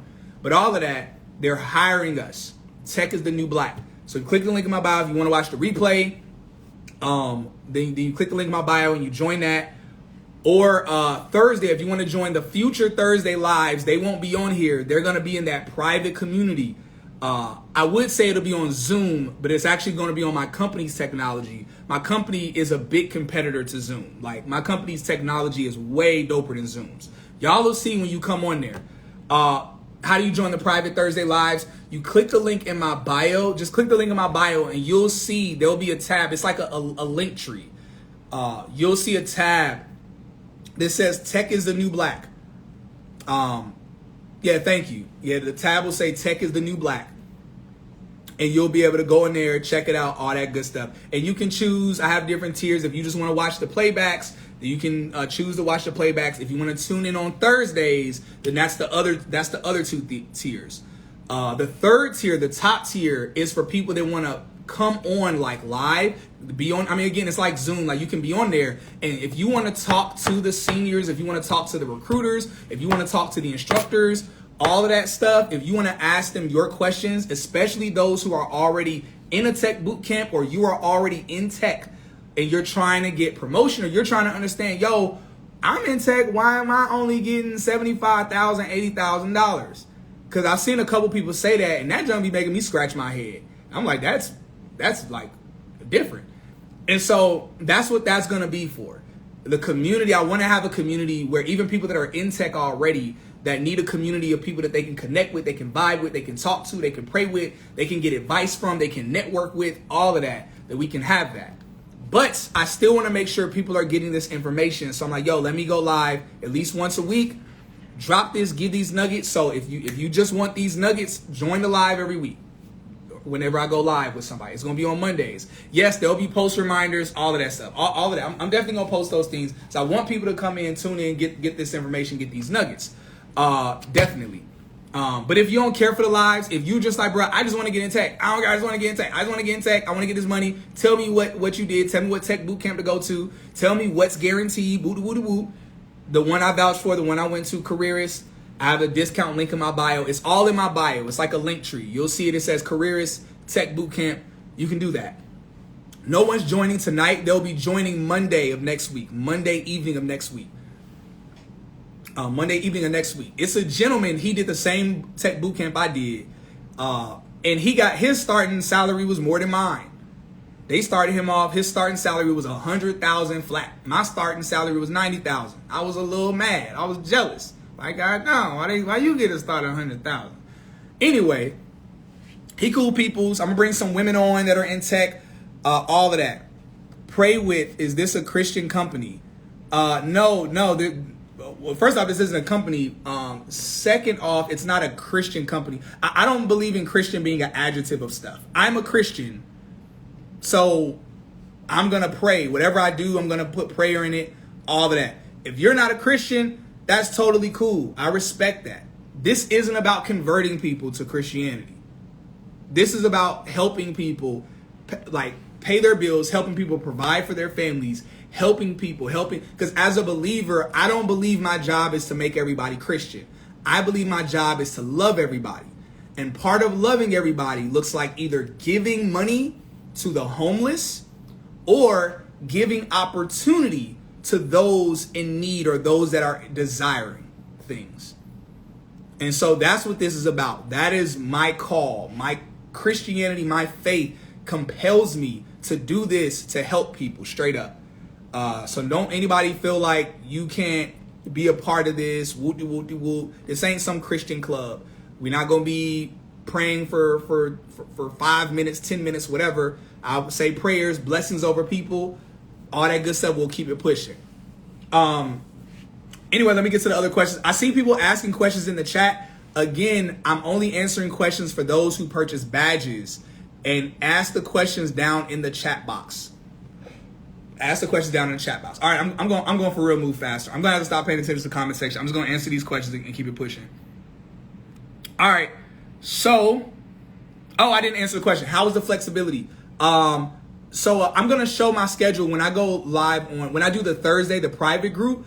I'll actually show you, myself and whoever else is on, you'll actually see my schedule. So you can understand how these schedules are different. Like tomorrow, for instance, I work tomorrow at 9:30 a.m. Like I get up and I come here, sit down, and I have to work at 9:30. But today, I didn't have to work until 11. Some days, I don't have to work until 1. Every day, I'm done at 5 or 4 or 3, but I don't have to go past 5. But I've had days of work where I literally had no work. I got up and things got canceled off my calendar. And I was like, whoop, I guess I'm off work today. Or I had 5 things on my calendar and all of them got canceled except for 1 or 2 things. And I was like, dang, I only had to work for an hour and a half today. That's crazy. And I go out and enjoy the rest of my day. This isn't standard. Like, so yes, there's a lot of flexibility. I'm remote, so I can go anywhere. I literally could move to Timbuktu. I could move to Timbuktu 2 weeks from now. I don't have to tell my company. I don't have to tell them nothing. I have coworkers that they take a vacation without taking a vacation. They go to another, literally they'll be in another country in a hotel room or in their Airbnb in some villa talking to us on their laptop. We looking at the ocean and stuff behind them. Like anywhere, coworkers at Starbucks, whatever, just chilling, living life. La, living my life, or blah, blah, blah, living my life. So it's very flexible from that aspect. But don't come in tech trying to be lazy. And I'm not saying the person that sent this question in is trying to be lazy. I'm letting people know that. And tech these are jobs. You're coming to work. You're coming to make companies money. So don't come here thinking, ooh, I'm going to kick my feet up. It's going to be chill. You getting money, but you're making them money. It's business at the end of the day. They're super leisurely and chill and flexible because they want you to love the company. They want you to enjoy being there. They don't want you to leave because it's cheaper to keep her. Just like in marriage, just like in a company. It's cheaper for them to keep you and pay you, you know, $115,000, $125,000, $170,000, $80,000, depending on if it's your first year in tech or your 5th year in tech. It's easier for them to do that than it is for them to lose you. And now they have to pay marketing to go out and market to get people to want to come to their company. They got to have their recruiters spend time interviewing, having 4-round interviews, doing all this stuff and having to negotiate and debate prices and blah, blah, blah, blah, blah. They like, bro, we'll do what we got to do. Straight up. Straight up. So it's very flexible. They're super chill, all that good stuff. All right. So next question. So we talk about flexibility. Oh yeah, how long was the training before actually starting? Yeah, I think I already answered this. The training was 3 months. Let me leave this one off here. I think a lot of people, a few people sent in similar questions. And okay, all right, what's this one? All right, do I have to know how to code? If not, I'm with it. Well, you must be with it then, because you ain't got to know how to code. Because I don't know how to code, I don't know how to code at all.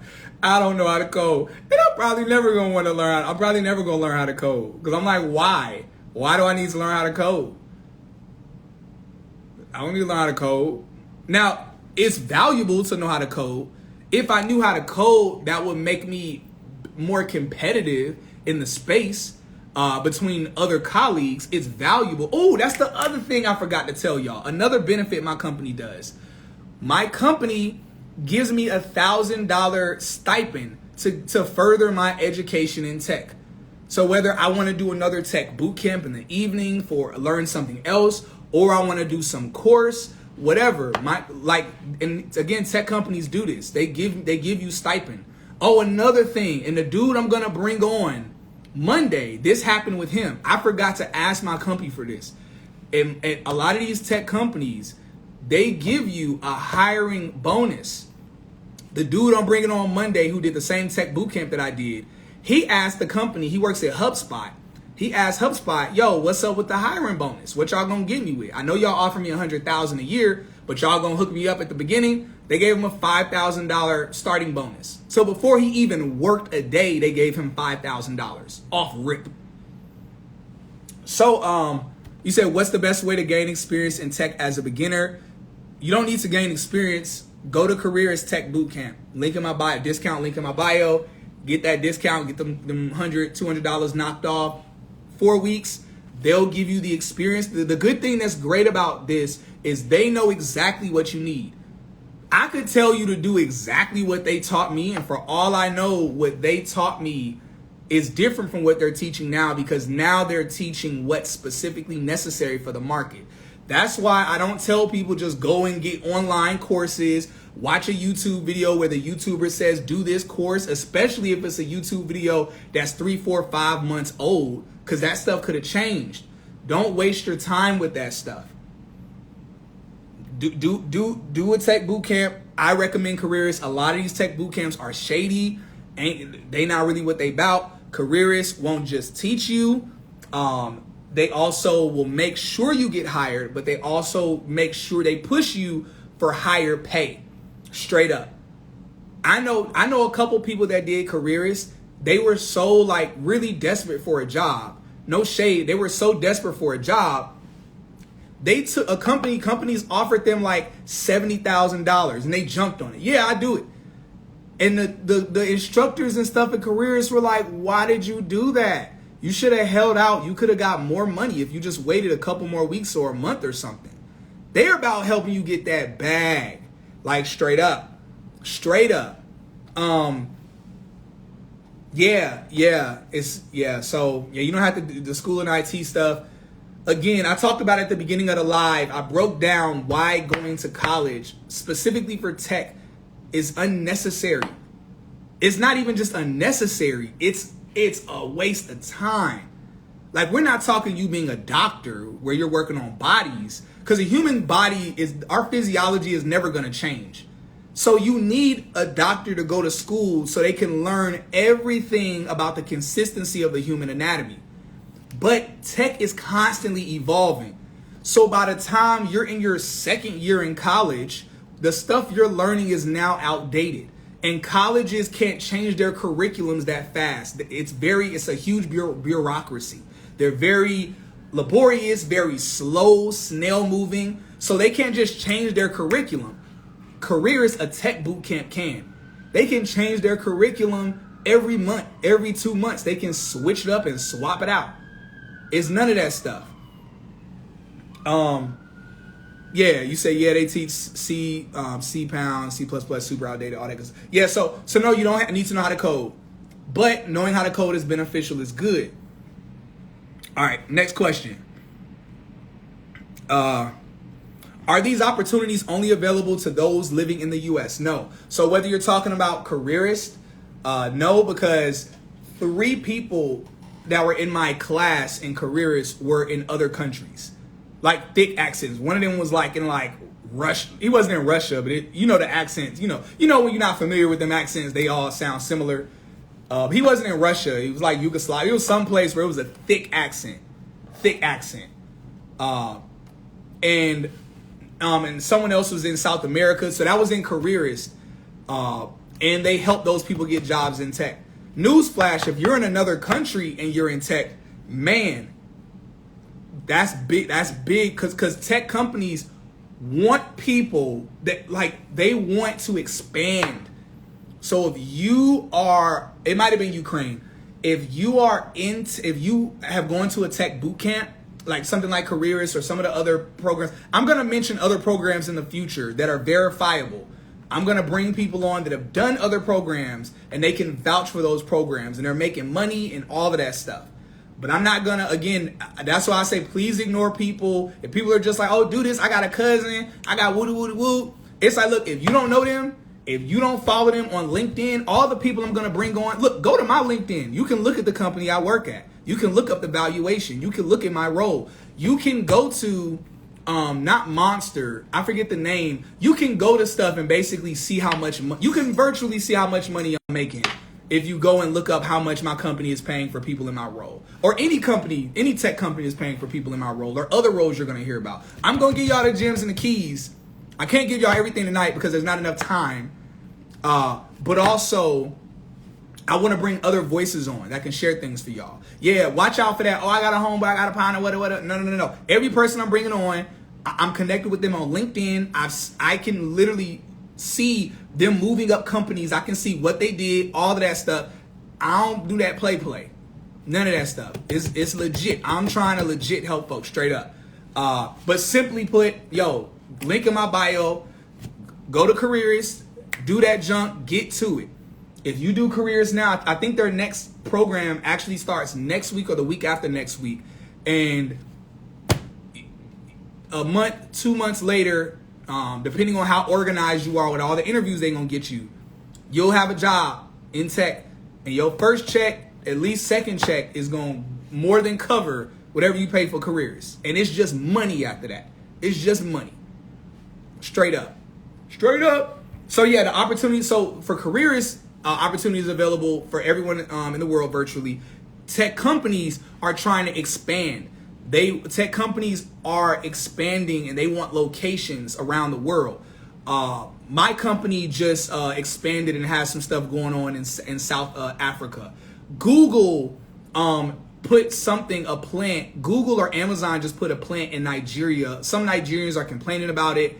I'm not there, so I don't have a dog in that fight, and I don't work for either of those companies, so I don't really care. But no, these companies are expanding. A lot of my coworkers at my company do not live in the United States. They live in Canada. Literally, the last woman I spoke to at my company today, she's in Canada. I didn't even know you lived in Canada. Her name's Emily. Her lips be real crusty all the time. Let me stop. Let me stop. Lord, let me chill out. I'm getting goofy now. Anyway, let me backtrack. So no, the companies, you can live anywhere. You can do Careerist and you can get hired at a tech company, and it might even be beneficial that you're in another country. Because a lot of these companies, it's remote. A lot of them are remote, so you can live anywhere, and they more so prefer if you're overseas somewhere. All right, next question. What qualifications do I need? AWS certifications from Google? No, none of that stuff. None of that stuff. Now, these are great certifications to have. AWS is fire. Certifications from Google. The reason, please listen, y'all. Listen very closely. Listen. Do not waste your time doing these random certifications. I don't care if the certification $10, $15. It's like, ooh, I could do this certification and I can apply to this company over here. Next Thursday, I don't have the time to do it now. Next Thursday, I'm going to bring on someone who's more senior. We are going to actually break down to you. They're going to tell you, because one of the questions somebody asked about, how does your resume need to look? Another thing that Careerist does, this is the last thing I'm going to say about Careerist. They actually format your resume for you. And I don't mean format it in terms of the way, just the way it looks. They do that. They also look at your resume and they use different words. They literally reword your resume so that it fits more in the tech space. Even if you have no tech background, they put certain buzzwords on your resume. The reason why I'm about to go down a rabbit hole. There's a reason why you doing these qualifications and certifications and whoop-de-whoop-de-whoop, 9 times out of 10 is a waste of flipping time. You will do these certifications, throw it on your resume, and won't even get an interview. You'll be like, what is going on? I'm telling y'all, there's a reason as to why people do these things, people promote these things. You'll pay for. Go back in my comments of my post I put up when I first announced this or started talking about this. There were buku people saying, man, I went to school for IT. I went to school for cybersecurity for 4 years. Oh, I got this certification, that certification. Hats off to you. But they're asking, yo, how did you get in tech? And I don't have no certificate, no AWS, Google. I didn't even look at that stuff. None of that stuff. Straight up.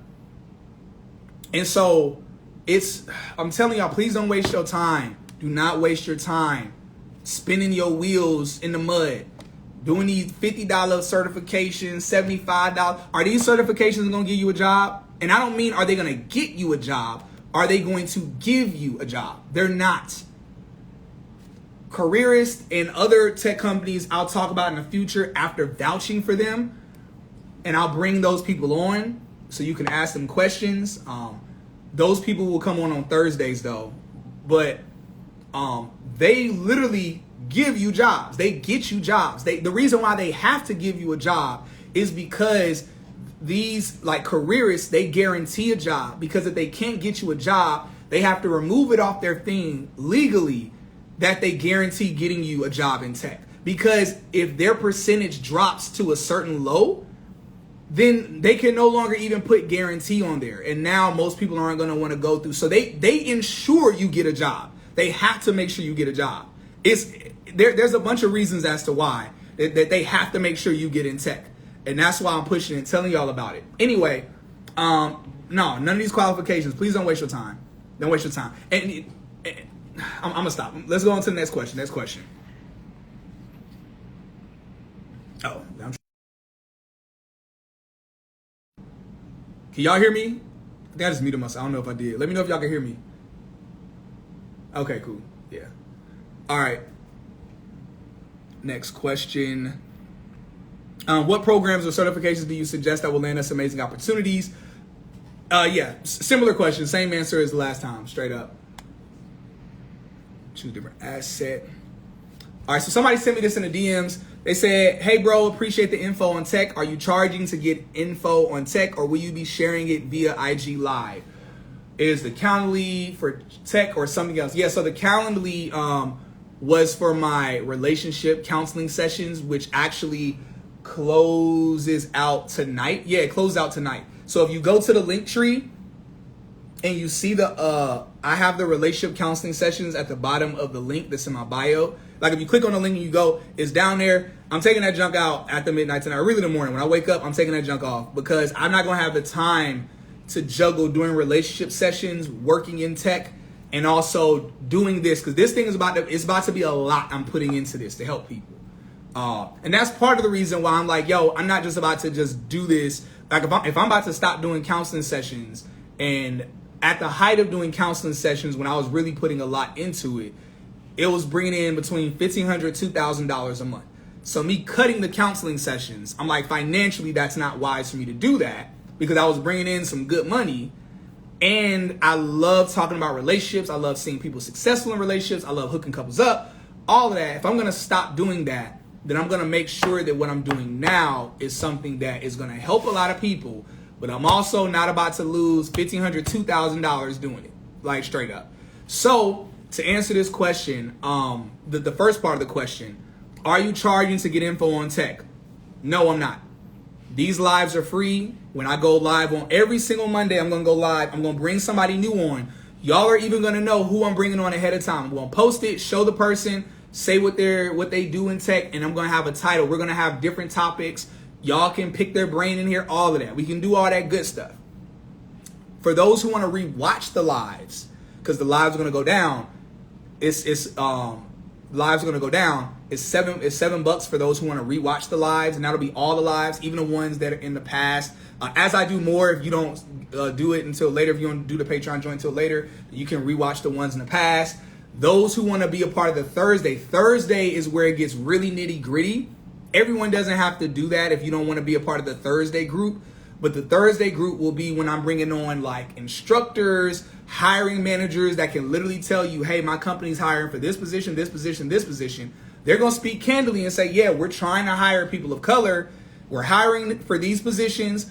You need these qualifications. If 3 months from now, 2 months from now, a month from now, apply to our company. In the meantime, get qualifications in these things, and I will see your face, or someone on my team will see your face. We'll have your name, so you'll be recommended. So when you come to the company and you interview with us, it won't be a cold interview or a cold resume. You can put me down as a reference. I'm trying to help folks. So for those, it's like, I don't need all that. I just want to watch these lives. And okay, Cyrus, you say the tech bootcamp careerist. Do Careerist. You gonna get in tech. Do Careerist. Take it seriously. All that good stuff. You gonna get in tech. But for those that you're like, nah, I really wanna get the keys. I really wanna be a part of the community. I really want the instructors and people to see me face to face. I wanna ask them questions. I wanna all that stuff. That's the private community. So that's what it is. Answering the question straight up. I'm gonna tell you. I'm gonna be transparent. I'm gonna tell y'all what I'm trying to do. This is gonna take a while. My goal, and I'm being super transparent. My goal, because I have a respectable large following, and I'm sociable enough that I'm connecting with a lot of tech companies right now. I'm connecting with a lot of hiring managers, a lot of recruiters. This is my goal, y'all.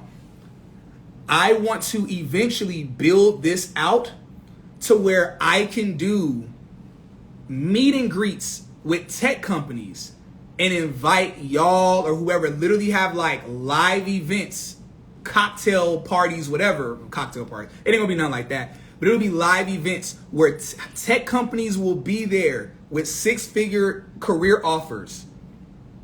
And I will, and ahead of time, they'll say what they're looking for. I will tell y'all what they're looking for.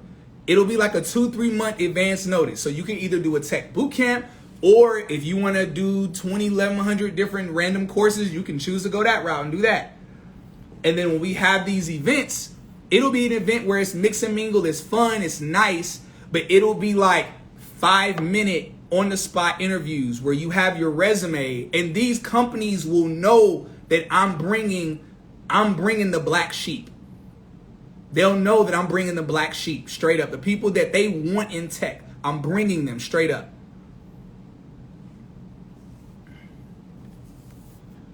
Yeah, whatever. I see somebody, Careerist is a scam. There are plenty of companies that promise things. Do your due diligence, do your research. Just don't want to see anyone lose money. I'm sorry, how is it a scam? Look, these are people I almost want to block, because I am not just myself, countless people I'm going to bring on that are making 6 figures from Careerist. They got paid more than I got started when I started getting paid, when they got hired, making more than me. Stop jumping on YouTube and the verse and all of that, and it's random people talking about, oh, they didn't help me out, whoop de whoop de whoop. You don't know the behind the scenes if something happened with them. I don't even know if their stories are legit.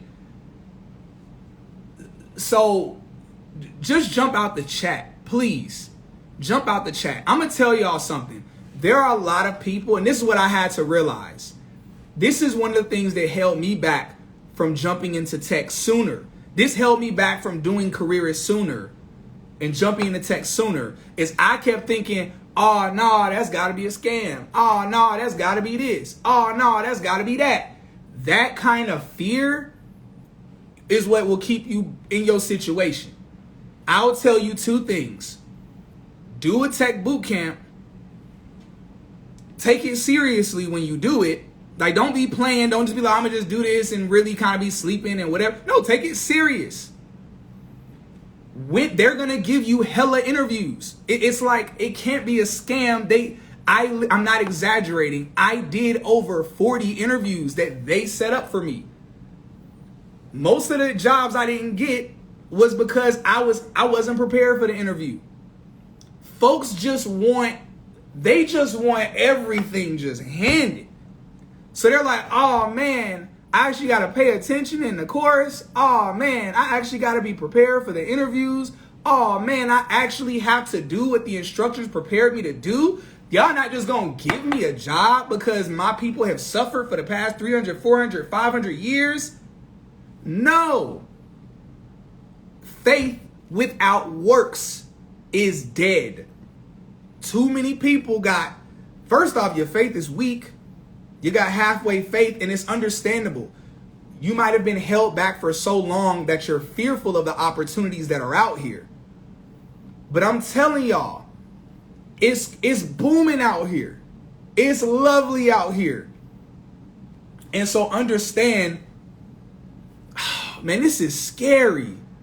I'm going to address a couple of these comments. Oh, man. Oh, Lord, this is scary. I'm going to address a few of these comments, and then I'm going to move on. Oh, Jesus. Man, I'm going to tell y'all straight up, I didn't even expect this to happen. I didn't realize so many people were going to be doubtful or fearful. So I'm going to address a couple of these comments, and I'm moving on, and I'm never going to address comments like this again because I just don't have time to, man. I don't have time to.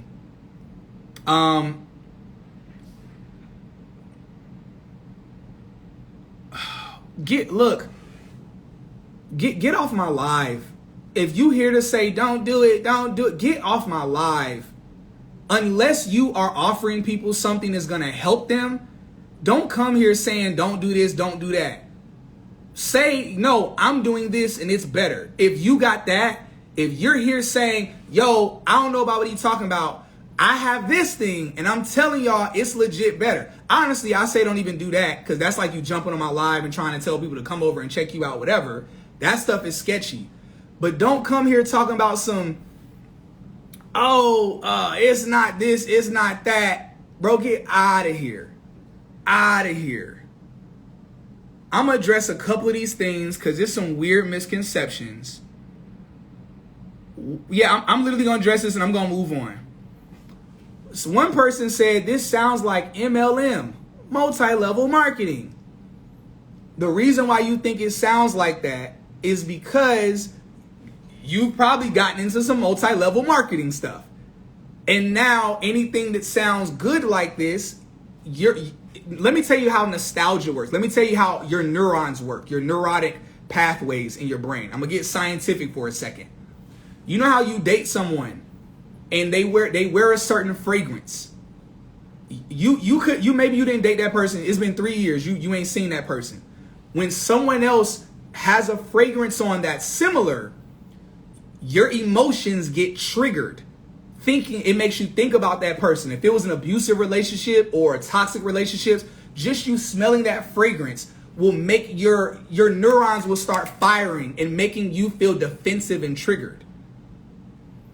Too many people, when we are held back, and I was guilty of this too, when there are dope opportunities in front of us, y'all, these tech companies, I'm gonna bring people on, managers, top people, that literally people that are not black, that are in tech, they don't have to do nothing for black people. These people have 6-figure careers. They want to help people out. They don't get paid for you to get hired at their companies. Straight up. Yeah, so this is tech. This is not no BS. I've never done MLM, the marketing stuff. The reason why I didn't do it is because I was like, but that stuff looks sketchy than a mofo. Tech is real. The metaverse, all of this stuff is coming in the future. The technology, the advancements, this stuff is real. This ain't some little back alley meetup type of stuff.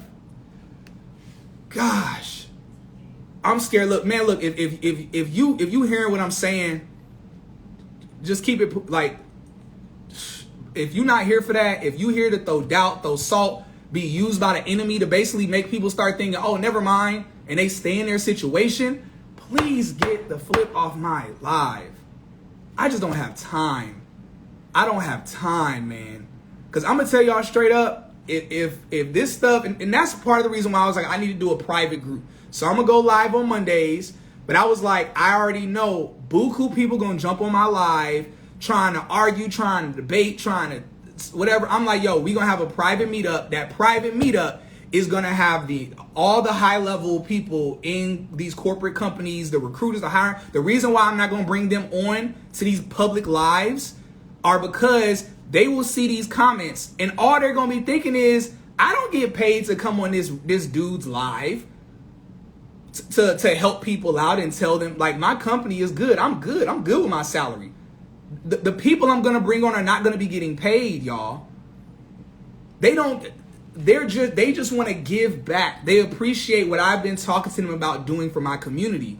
And they're like, yo, that sounds good. They're not going to be getting paid. They're not going to be on here talking like, yeah, I'm going to slide them a cool 100 behind the scenes. So I'm going to end it there. But just look, if you with it, be with it. And again, y'all going to see my face all the time. I'm going to have instructors, all those people on whatever. We gonna chop it up. We gonna walk through this, whatever. It's so much doubt, so much fear. I'm gonna pray. I'm gonna pray more before these lives. I'm gonna start these lives off in prayer, because I'm like, man, it's wild the bondage some people are in, and then they want other people to stay in that same bondage. And understandably, we've seen so many BS things, and now when something's so legit, it's like, boom, it's in your face. It's like, man, you can look at the company I work at. You can look at my LinkedIn and see I did Careerist, and then I got hired at Dialpad 2 months later. This ain't some little, is he really making the money he says he's making? Is he really working where he says he's working? It's like, what's the scam? Like, please. I like the scam. If it's a scam, I love the scam. Like, I love it here if it's a scam. So, anyway, I'm gonna move on. But yeah, that's part of the reason that I want to do something private on Thursdays. Because I don't want people just hopping in, coming in, throwing salt. Because I'm gonna tell you, a lot of these people in these companies, if they see a bunch of negative comments and whoop, they'll be like, I want people on there that can literally talk to the recruiters virtually, talk to the people virtually, and literally put face to face and name to name and say, okay, I'm gonna apply at your company in 2 months, all of that, all that good stuff. This is whatever, all that good stuff. Anyway, we're gonna move on. So, yeah, so the tiers will be charged. And of course, as time goes on, as more people enter and it gets bigger and bigger, the tiers the cost of it will probably go up, because having 1,000 people on at once will not be good for the people I'm going to be interviewing, for the recruiters, for the hiring managers, for them to talk to people. It'll just be way too much. So I do want to keep it at a certain threshold in the future. Anyway, so move on to the next question. Next question. Yeah, so what company are you working for? I work at Dialpad. It's called a telephony VoIP. It's a voice over IP company. That's what VoIP means, VOIP, voice over IP. So literally Zoom. So everybody knows about Zoom.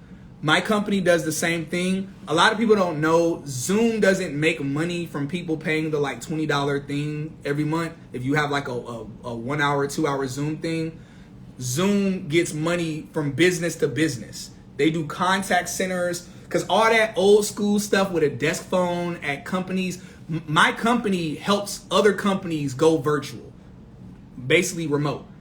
So my company helps it to where individuals, like a company can literally go remote and their employees can do their job off their phone without using their phone number. My company provides it to where they can do texting, phone calls, all of that through a shared company line as if you work at a desk. And you don't need Wi-Fi. Like it's a lot that my company is. I honestly, it would take about 5 hours for me to break down everything my company is fire. It's fire. My company's building some fire technology. It's crazy. It's wild. I'm a customer of my company actually. When I do my lives, my counseling sessions, anyone who's done counseling sessions with me, I know a few people here in the chat that have done counseling sessions with me. You would know that you knew my counseling sessions were in Dialpad Meetings, which is my company's software, and it even takes notes for you. So one of the cool things about my company's software is that while you talk on like a meeting, like a Zoom meeting, but using my company software, it actually takes all the notes for you. So it's really fire. I love my company, and my company's creating some crazy futuristic technology I'm super excited to be a part of. So being in tech, you are a part of the future. It's crazy. You're seeing stuff before people see it. It's wild. Wild, wild, wild. All right, so I'm going to wrap here with these questions. All right, so someone asked how to interview well, remote opportunities, college for college students that are still in school. What should my resume look like if I want somebody to take me seriously? Are the companies reaching out to you, extending employment opportunities to people outside the U.S. too? So I can answer the question at the bottom right-hand corner.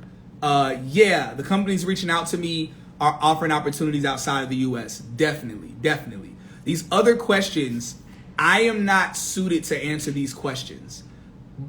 Who is suited to answer these questions are the hiring managers, the instructors at tech boot camps that I'm going to bring on, different instructors of tech boot camps that I verify, hey, these people are legit, they're about it, they with it, they awesome, and people that are like in high positions at companies where a reference from them will basically get you hired. Those people are good to answer how to interview well.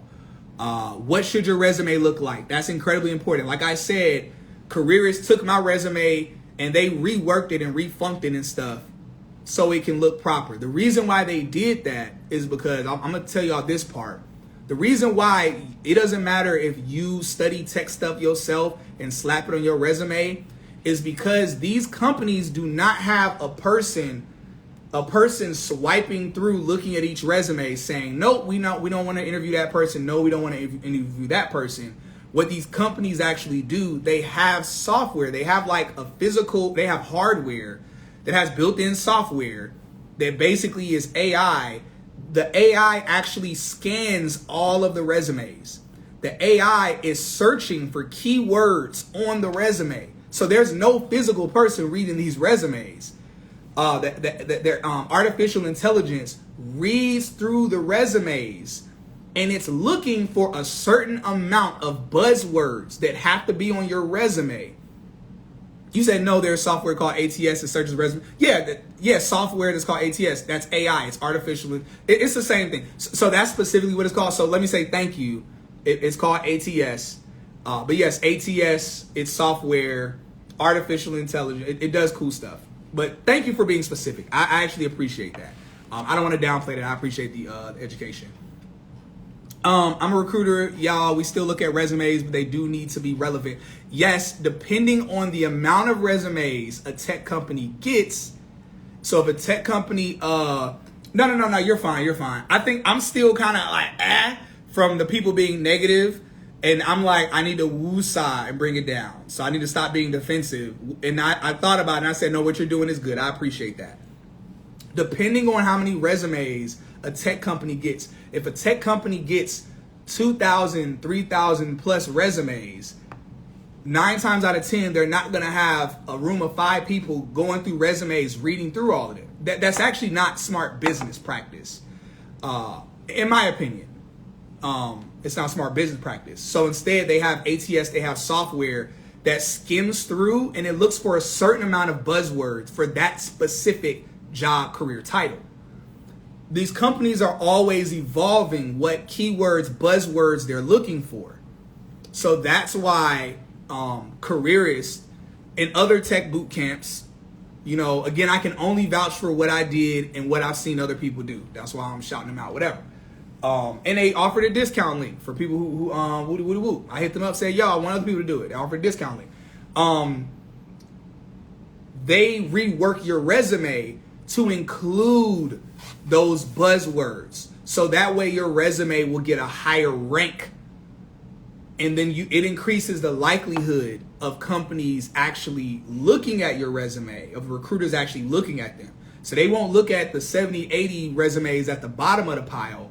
They'll look at the other ones that actually ranked high with all those buzzwords. I'm giving y'all a bunch of stuff I wasn't planning on giving y'all. I was just like, yo, let me just drop some of these nuggets real quick to help these things make sense. Careerists, they rework the resume for you. They put some funk on it. They put buzzwords. Half the words you probably don't even know. But then when they explain to you what it is and then you realize, oh, I did learn this during the program. Okay, that makes sense. And then it gives you a higher ranking on the program. And before you interview with any companies, they go over everything to make sure you understand how to interview. That they do interview coaching, they do interview practice, rehearsal, so you literally know how to interview in tech. They tell literally, oh, I'm remembering stuff now because I did Careerist like 7-8 months ago. There are things I forgot. They actually have a week dedicated towards interview training with the instructors. They actually give you a long list of interview questions they ask you in tech. And they give you a list of answers for each question. So you even know how to answer each question. They not only do these, man, they do a lot of stuff, man. Let me stop. Let me move on to the next one. Yeah, so these questions here, it'll be more suitable for someone who has higher rank that's in tech that I'm going to bring on to be able to answer these, as well as any recruiters, instructors, all that good stuff. So hopefully that makes sense as to why I didn't answer, or as to why I'm not answering these. Let me stop sharing. All right, so now I'm gonna answer questions for people who sent in these questions. So we're gonna do this. I can't tell who all bought badges who sent these questions in that are down in the question box.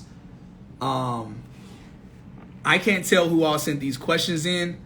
So if you sent one of these questions in and I answer your question, purchase a badge, 2 badges, or whatever. Because again, I'm only supposed to answer questions for people who purchase badges. So I want to have integrity. I want to be considerate. But if I answer your question, purchase a badge. So that way you are also having integrity, since I'm only supposed to answer questions people who purchase badges. Straight up. Whatever. But anyway, I'm a trust folk, got integrity. I'm gonna have it on my end. Someone said, how is your work-life balance? My work-life balance right now, it's not super good. It's cool. I enjoy it. I don't work as much as I was working back when I was working and live driving and doing everything else. But my work-life balance isn't super good. But that's because that's me. I will literally work, be done with work, and I'll take a break for 2 or 3 hours, and then I'll go and study a whole bunch of my job material stuff so I can learn more, I can become better, all of that stuff. The reason why I care to do that is because I want to get promoted faster. Because again, if you become a great resource in these tech companies, they will promote you in 3 months, 4 months. That's not a crazy thing. They promote you based off of how good of a resource you're becoming. There's a dude, every single person that's in my company that's a solutions engineer that does what I do that's gotten promoted. There's not a person, there's only one dude who's been in my company for 11 months and has not gotten promoted yet. Like, no one has been here for 11 months and hasn't gotten promoted. Everyone's gotten promoted between month 6 and month 9. He hasn't gotten promoted. Now, he's gotten a pay bump. He hasn't gotten promoted because you can tell that even the people that have only been here for 7 months know more than him. because he just treats it like, oh, not 9 to 5, but really it's like more of a 11 to 4. He's done and he be playing video games and stuff. The other people who got that bump, that real bump and that promotion, you could tell they on their Kobe. They on their Kobe Michael Jordan. They studying after hours. Straight up. So I'm like, bro, that's me. I'm not trying to wait 10, 11 months to get a $30,000, $40,000 raise. I want that junk in 2 months. I want that junk now. So I don't have a super good work-life balance. It's better than it used to be because I don't work as much now, praise God. But I study a lot of my company's material. So it's as much as you want it to be. So if you just want to work, 9 to 4, 10 to 3, 10 to 5, whatever the schedule is on that particular day, you can do that and be done with work and be living your life. Look, y'all, I'm trying to be at a quarter million in like 4 years from tech. 5 years max. In 10 years, I want to be making at least $500,000. So I'm on my Kobe right now. That's where my head is at. I'm going to tell y'all this week as I've been preparing for this don't seem like a big deal to y'all, but I've been doing a lot of stuff behind the scenes, setting stuff up, setting up the Patreon, reworking things, all of that. Realize I'm going to put all my energy. I've been hitting up different recruiters, different people of companies, all of that, getting stuff organized so this can be scheduled, smooth, and can flow for y'all. I have been like, bro, this has felt like my worst week at my job because I haven't been spending a lot of time studying. And I hate it. I'm like, bro, I cannot wait for like a week or 2 weeks till we got a rhythm going with this. And I'm able to be on my Kobe. And I'm able to take an extra 2 hours, 3 hours a day. I can't wait for this weekend. Bro, when Saturday come, I'm about to spend at least 2-3 hours studying stuff with my company.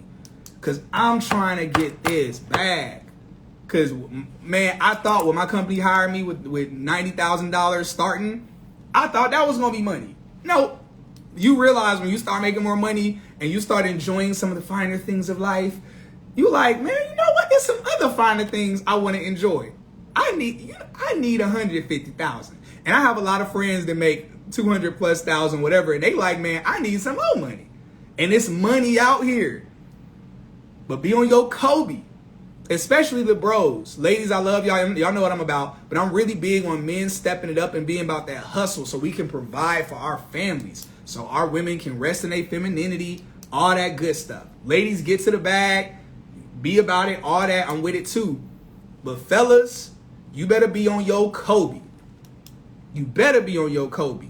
Because these women out here getting it right now. And they're going to be looking at you like, player, I'm on my Kobe. I'm on my Serena Venus Williams right now. You on yo just doing enough just to get by. I'm on my Kobe, so I don't have work-life balance.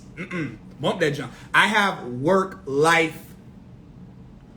I don't even know what to call it. I got something. I just be out here. I'm getting it. How many hours a day do you work? Yeah, it depends on the day. I'll show my actual schedule on next Thursday for the private group. I'll show it on my Google Calendar so you can literally see what I mean. Like, you'll literally see on one day I'll be working at 9 a.m. Another day, like today I woke up and my alarm, I didn't have my alarm, so I woke up and I was like, oh dang. I was like, am I supposed to be working right now?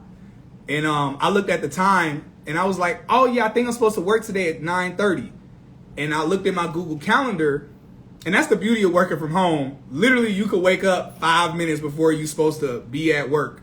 3 minutes before you're supposed to be at work and roll in and sit down at your desk. But I was like, oh, I think I'm supposed to work at 9:30. But then I looked at my Google Calendar and I was like, oh, it's not till 10:30. Cool. All right, I got it mixed up. So it depends on the day. 10:30, some days 11:30. Most days, aside from this week, most days I usually am supposed to start working around 10:30, 11 because I'm East Coast. Most people in my company are West Coast or Texas. So they're earlier than me. So usually work doesn't start until later, but it ends earlier for them. Most of them are done working about 3 o'clock their time. So for me, most days I don't start working until about 10:30. But it fluctuates. It's up and down. But I'm the type of person, I'm still going to get up. I start working at about 8 or 9 a.m. even if I don't start working till 10, 30, 11. The reason why is because I study material and stuff. I want to be a better resource, a better technical resource in my company.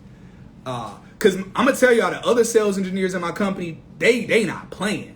So I can't play either. I'm like, nah, ain't nobody here except for the dude that's been here for 11 months and ain't got promoted yet. That he don't play. He's starting to hustle now because he realized everybody got promoted way before me because I've been chilling. So now he's trying to hustle more, which I respect. You know, hats off to him. All right. So I'm gonna get to these other questions. I'm gonna cut through the rest of these because I'm trying to be off this live in 9 minutes. I'm gonna be off this live in 9 minutes, so I'm cutting through the rest of these. All right, which programming careers did you do? I did the Sales Engineer Solutions Engineer program. I actually think they have converted the name of that to something else now. So basically, I think the name of it now is just Tech Sales is what they call it. Because the reason I'm gonna be candid because I don't want nobody to think I'm gonna be straight up. The reason why they changed, this is my theory. Me and another dude who did the program, we theorized as to why they changed it to Tech Sales. Because our theory is that there are people who've done the program who they did the sales engineering portion, but they just wanted to easily get a job and not really interview properly. Because a lot of people was being real sloppy. When I was in the class, I could tell the virtual class, I was like, bro, a lot of y'all not with it. Like, y'all just real, like, just chilled, going with the flow. I'm like, bro, I'm trying to get it bad. I literally told the Lord, I prayed, and I said, I want to be working at a company 2 months from now. And I looked up and was like, oh, it's been 2 months. And I'm working at a company. I'm going to be fully transparent. I was their fastest hire. Usually most people that did their program got hired between 3 and 4 months. The favor of the Lord and the work ethic God told me to have to make sure I was organized and prepared during all those interviews. Interviewers was like, yeah, bro, you sharp. I was sloppy the first half, but then I started getting that stuff together. So me and my homeboy, we theorized they changed it from tech sales engineer to tech sales because it is harder. Like, you have to be more prepared, more serious to get a $100,000 job like the homeboy I'm bringing on Monday did, than to get a $70,000 job in tech sales or $75,000 job in tech sales. So because of that, I think it was messing up their numbers because a lot of people were settling for tech sales jobs where they were starting at $75,000, still good money, better money than most people. And in the next year to 2 years, those people are definitely going to be making good six figures, 120,000, something like that. But the program, they really tell you, bro, don't settle. Get something that's like 80,000, 85,000 at least. They really push that. But I think they changed it from sales engineering to tech sales because they just realized everybody's not a hustler. They realized, like, okay, yeah, everybody can get a good tech sales job. We can make sure you get at least a good tech sales job. But for those that really are taking this serious and they use all of the advantages we give you, you will land like a sales engineer, solutions engineer position starting at a real clean, like the 6 figure or right below 6 figures. So that's why I tell people, I'm like, bro, this ain't no, you gotta hustle and bustle. You ain't gotta kill yourself, but you gotta take it seriously. We gotta stop looking for handouts. Cause I'm gonna tell y'all, these people that's in tech, they not just lazy. These people are on their Kobe. And I see that and I'm like, woo, this ain't time to chill. I gotta be on my Kobe. Like, straight up. We getting this bag, but it be a few bags under my eyes too from all the studying and stuff I be doing. But I love it though. I love it. I love it. I love the hustle. I love the grind. What's that movie?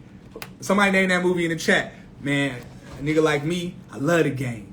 I love the hustle. I love the grind. I feel like one of them b-ball players. I forget. That's something like back in the day hood movie. I can't even remember what it's called. Anyway. Going to the next questions. All right, got 5 minutes. Let's say you are.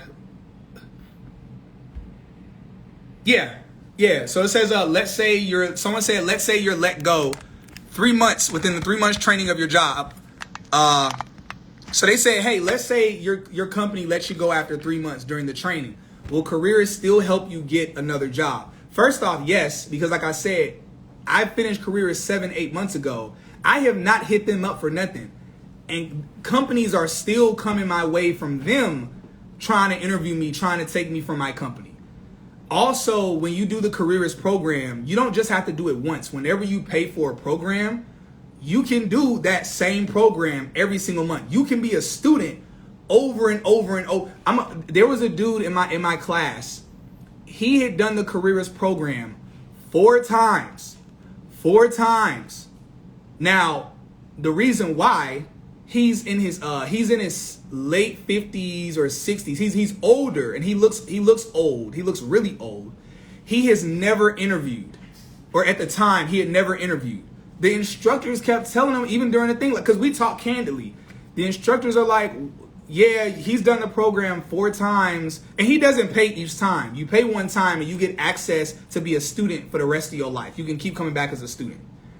So if you miss something the first time, you can keep coming back. He said the reason why he didn't interview was because he himself just felt, I think he was just gun shy. Like, he's an older man and he was saying he believes it's ageism. He thinks like companies won't take him serious because he's old, like he's an old man. So again, he was trapped in his own mind. And he and I talked in the back end. We would chat it up on LinkedIn and in the DMs or in the private messages on LinkedIn. And he would basically tell me the same thing, like, yeah, I'm probably going to start interviewing eventually. He kept turning down all the interviews Careerist was giving him. I was like, I don't get it. It's weird. But yes, you can keep doing the program if you get let go from your job. But listen, I'm going to tell you this. The reason why this question is actually void, I almost didn't even answer it. A tech company is not going to let you go. First off, the likelihood they let you go unless you break some crazy rule or you're just not even trying. Understand, these companies spend so much money just getting people hired. When you land a job, think about it this way. When you land a job where they're paying you $8,000, $9,000 a month, and they're not going to let you go after they've basically given you $30,000 and it already cost them thousands of dollars. Understand, they interview buku people. When they choose you, that's a big thing for them to do. They've invested time. Again, this ain't like normal jobs where they just interview people where they're not going to spend 3 months training you, giving you $30,000. And then you mess up on something or you're not doing your job good and they fire you. Because now they got to struggle to hire someone new and now they're out $30,000, $40,000. They look at that money like an investment into you. Straight up. That's why I'm gonna say this. I'm being for real. The companies that are offering me $40,000 pay bumps from what my company's paying me, as soon as they send me the offer letter saying they're gonna pay me $40,000 to leave my company to work at their companies, I'm gonna show it to my company and say, hey, these guys said they'll pay me $40,000 more than what y'all paying me. Are y'all gonna match them or should I go? I'm going to say it nicer than that because I love my company, because it's a great company.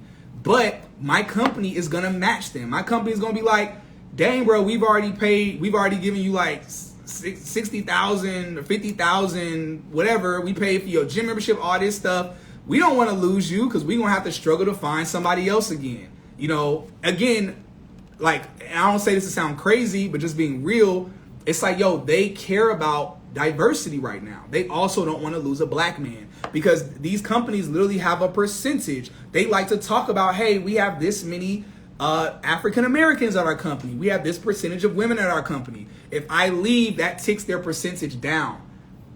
You're not going to, again, y'all, like, and I understand the question, but lose the fear and scarcity mindset of thinking, oh man, what if in 3 months I'm not super good? I'm not super good. I don't think I'm super good at all. Like, straight up, I think I'm the worst. Honestly, I think I'm the worst solutions engineer at maybe second worst. I think I'm the second worst at my company. And I have no fear of getting let go. I know they're not about to let me go.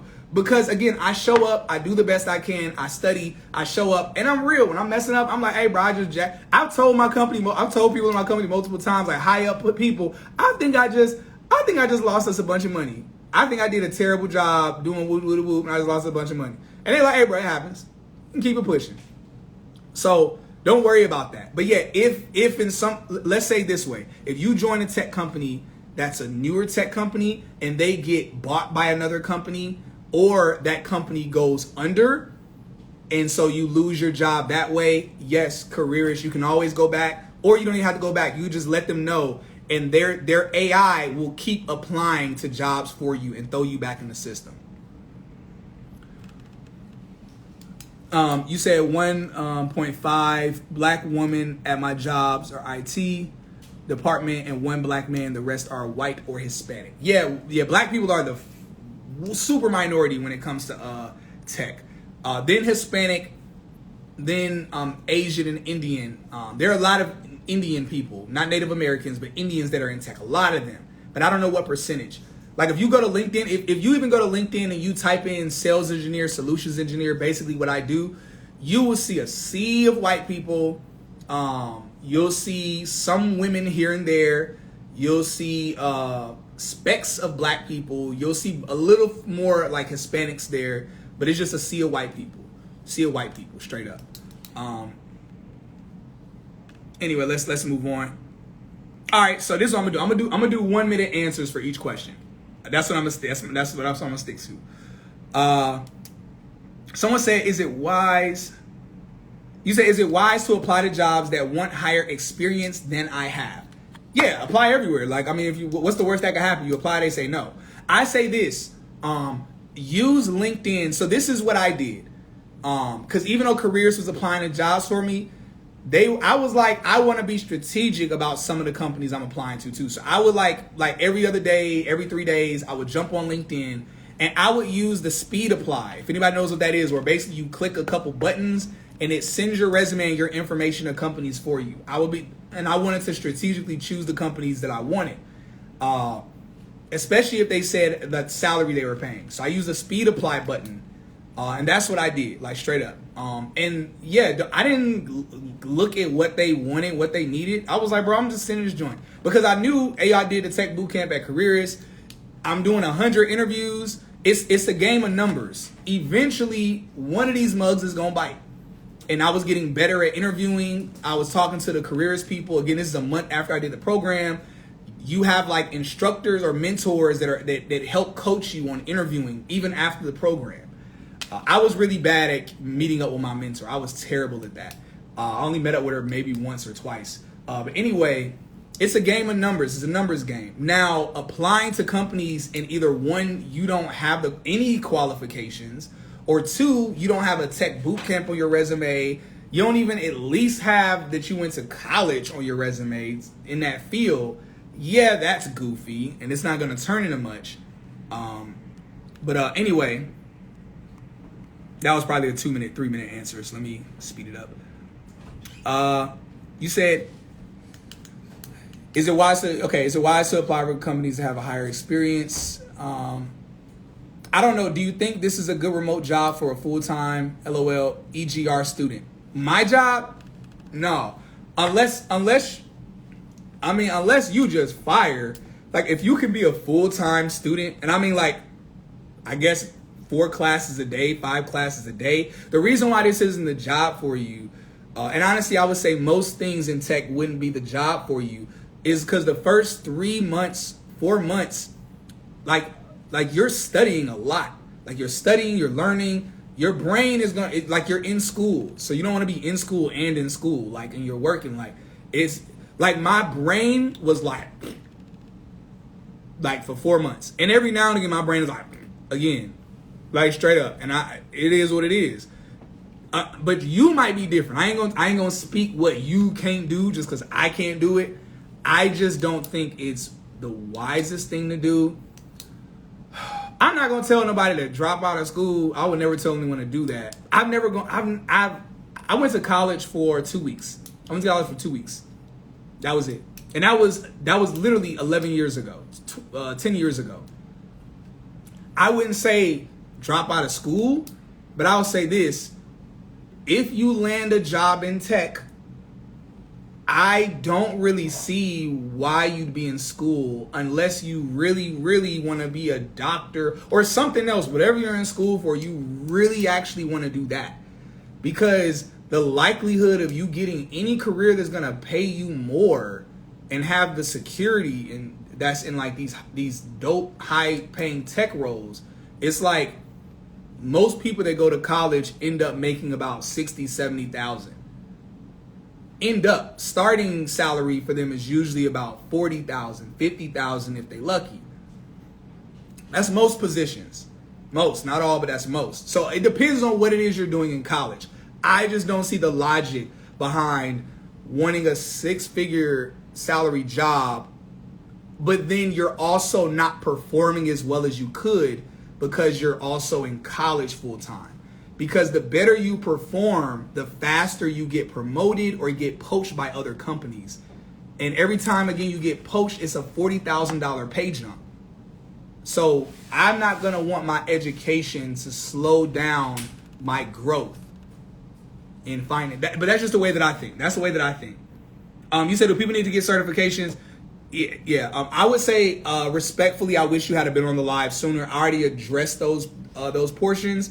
So I would say you could rewatch the live, but I don't think that's worth it. My bad. I'm answering questions in the chat. I'm only supposed to answer questions that people who pay for badges.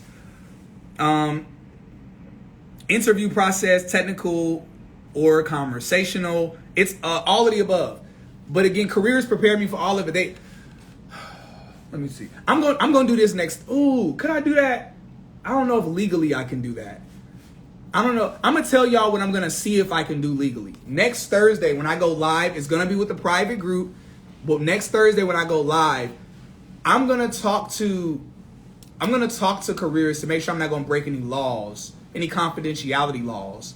But if I can do this, because it's mine now, I can actually show you the questions and answers sheet they gave me. They give you an interview cheat sheet. Every single question interviewers asked me were things that were on the interview cheat sheet that Careerist gave me. I don't think I signed an NDA. I don't think I did. You might be right. I don't think I signed an NDA. I'm going to look through to see stuff I signed. I just want to be careful. I ain't trying to play myself because somebody can get a hold of a video and that'll be my life. Straight up. So I'm going to try to do this. And I'm going to let y'all know Monday, I will confirm. When I go live Monday, I'll let y'all know, hey, those who come on the private live on Thursday, I'm going to actually share the cheat sheet with you. Because this cheat sheet was money. Money, money, money. It didn't just have the questions. It had multiple answers that you could pick and choose for each question. Whichever answer felt more natural to you. But all of those answers were money. And it literally were all the questions. So the interviews, some of the interviews are more conversational. Like the first person I interviewed at my company. So first, when you interview at tech companies, I don't have time to break all this down. On Thursdays, when I go do the private lives, the private groups, and I'm going to break it down. I'm going to tell you every interview process. Because at tech companies, it's not 1-2 interviews. It's usually 4 interviews. But there's a system in their interviews. And again, Careerist prepared me for all of this. And so I know this, and I interview with multiple companies. So I know the whole process now. I know which order when they do the technical interviews, who's interviewing you, what their role is on LinkedIn to determine what kind of interview is going to be. Like they break it down to a science to where you ready for them interviews. You just got to be ready for them interviews when they come. All right. Somebody said, will lives on Thursdays and Mondays be at 8 p.m.? Yes. So the Thursday lives will be private. I'm just going to keep the questions up, so I'm only seeing the questions. The Thursday lives will be private. But they will always be at 8 p.m. Mondays will always be at 8 p.m. Eastern Standard Time. So Monday lives will be open to the public like this one is. Because this is the first one is open. But after the live, I take it down. And I put it exclusively for the Tech is the New Black Patreon community. Because Tech is the New Black Patreon community. That's Mondays and Thursdays. So Thursdays is private. It stays in Patreon. It stays for that community. So anyone can rewatch it that's a part of that community, part of the Tech is the New Black community, the Black Sheep. I think that's what I'm gonna call our community, the Black Sheep. I don't know, maybe. I don't know, I'm gonna think about it. But Mondays will be open to everyone on IG Live, but that will be private once it's over, once it's taken down.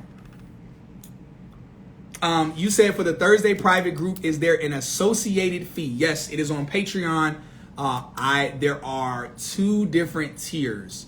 One of the tiers is $12. The other tier, for those who want to literally come on live, talk to the recruiters, interviewers, all that good stuff, and other things as well. I don't remember everything. It lists different things that they'll get, whatever.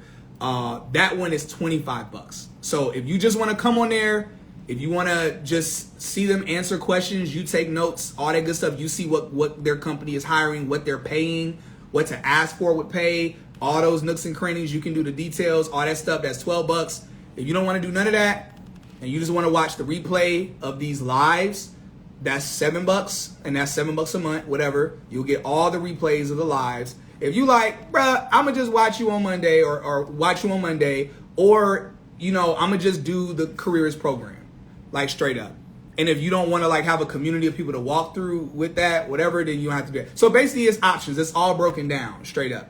But for when it gets real detailed, the real nooks and crannies, all of that, again, I've canceled my counseling sessions, which virtually was monetarily was bringing in about $400 to $600 a week. I canceled that for this, virtually losing $1,500 to $2,000 a month.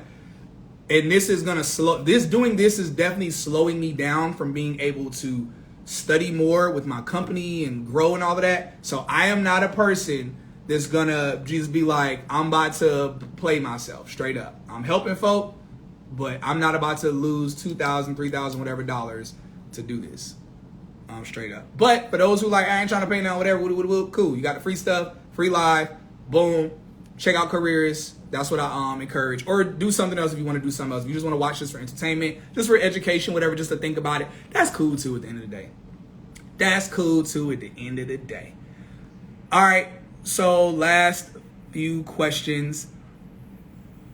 And again, if I'm answering your questions and you did not purchase a badge, please purchase a badge, because I'm only supposed to be answering questions for people who purchase badges. And there are a lot of questions in here, and this is taking up a lot of my time. And when I'm done with this, I'm going to study some stuff for my company. So basically, this is definitely taking up a lot of time tonight, which is cool. I love it. I want to help people out. But please make sure you're being honorable and integrity by purchasing a bag. I don't care if it's $1, $2, whatever. Someone said, what are the type of positions within tech?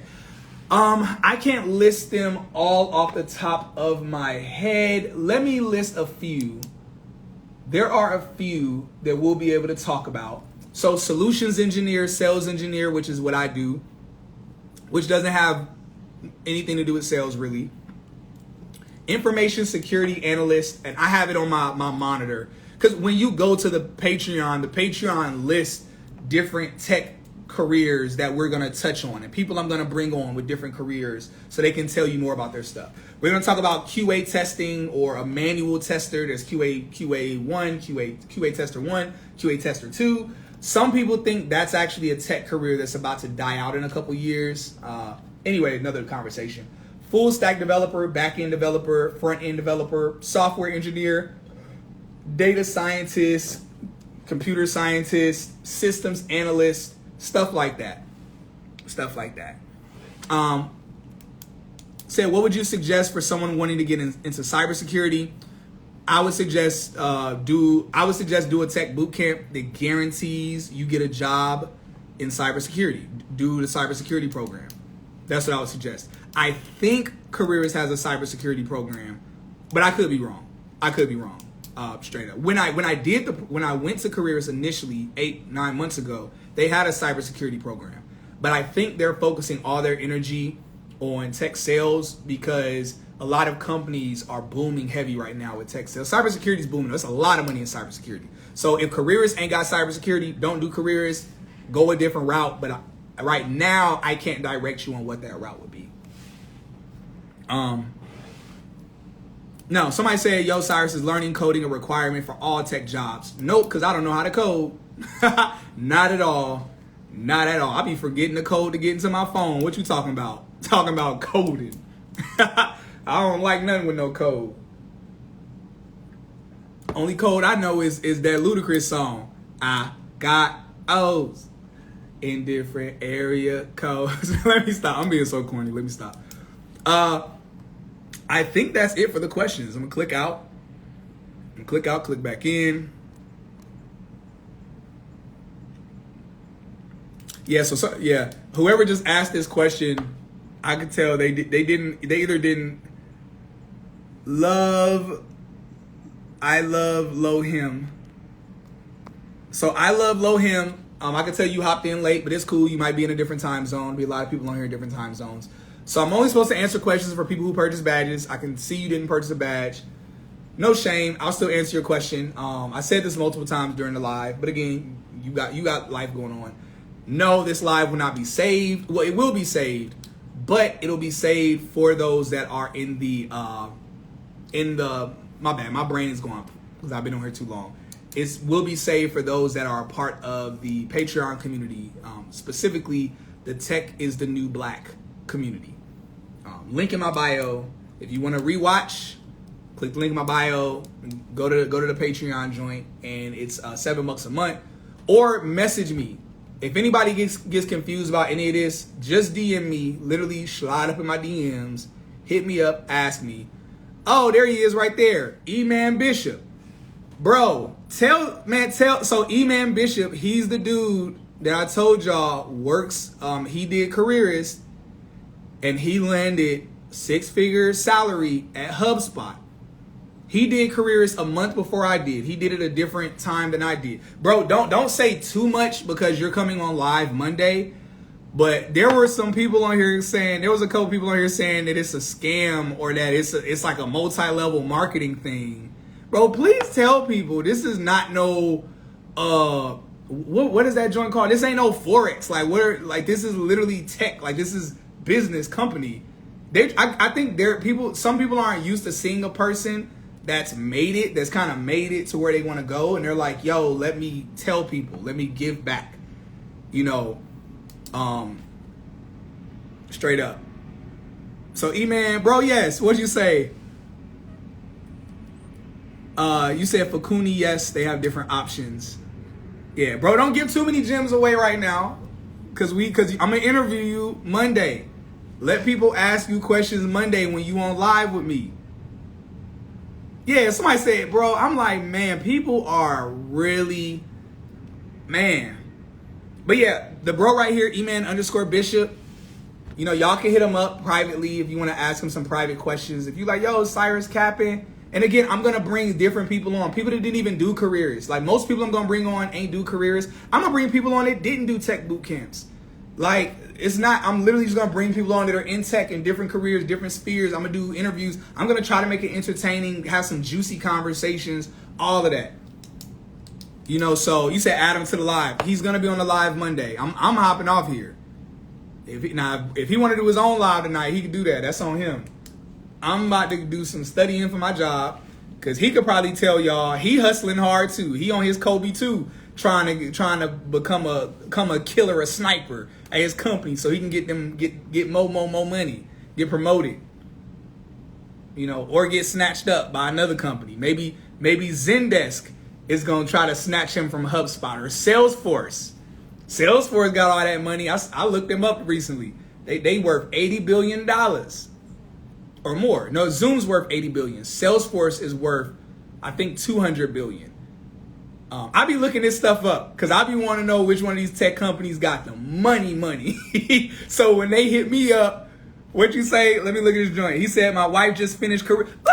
He told his wife to do Careerist. I'm trying to tell y'all, he told his wife to do Careerist.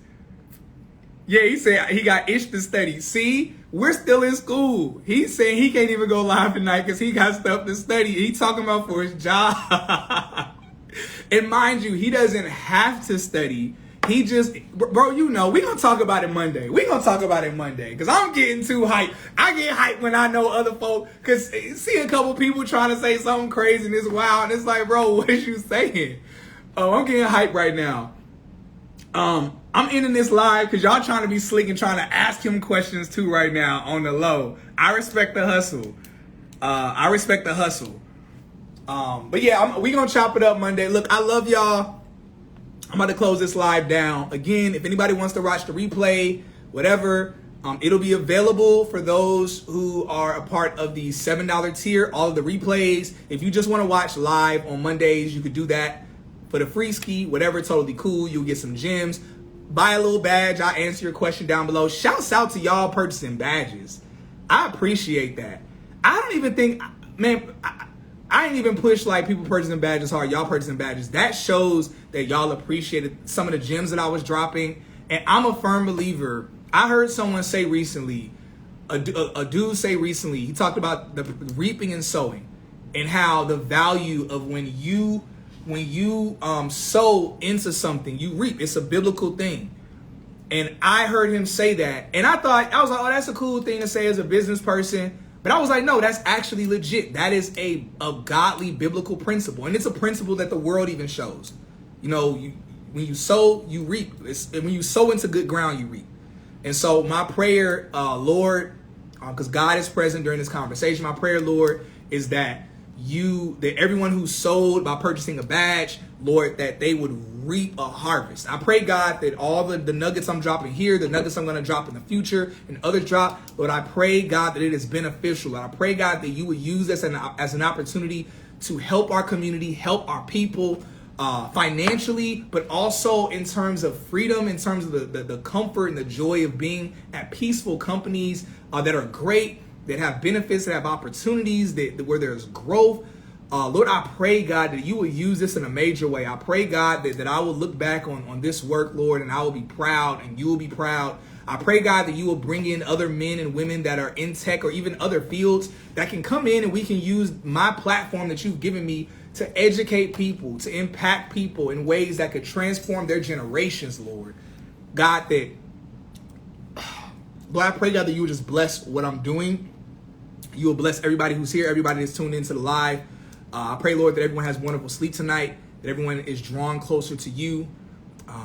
It's in Jesus' name we pray. Amen. All right, y'all. I love y'all. I'll see y'all Monday. How you hang this thing up?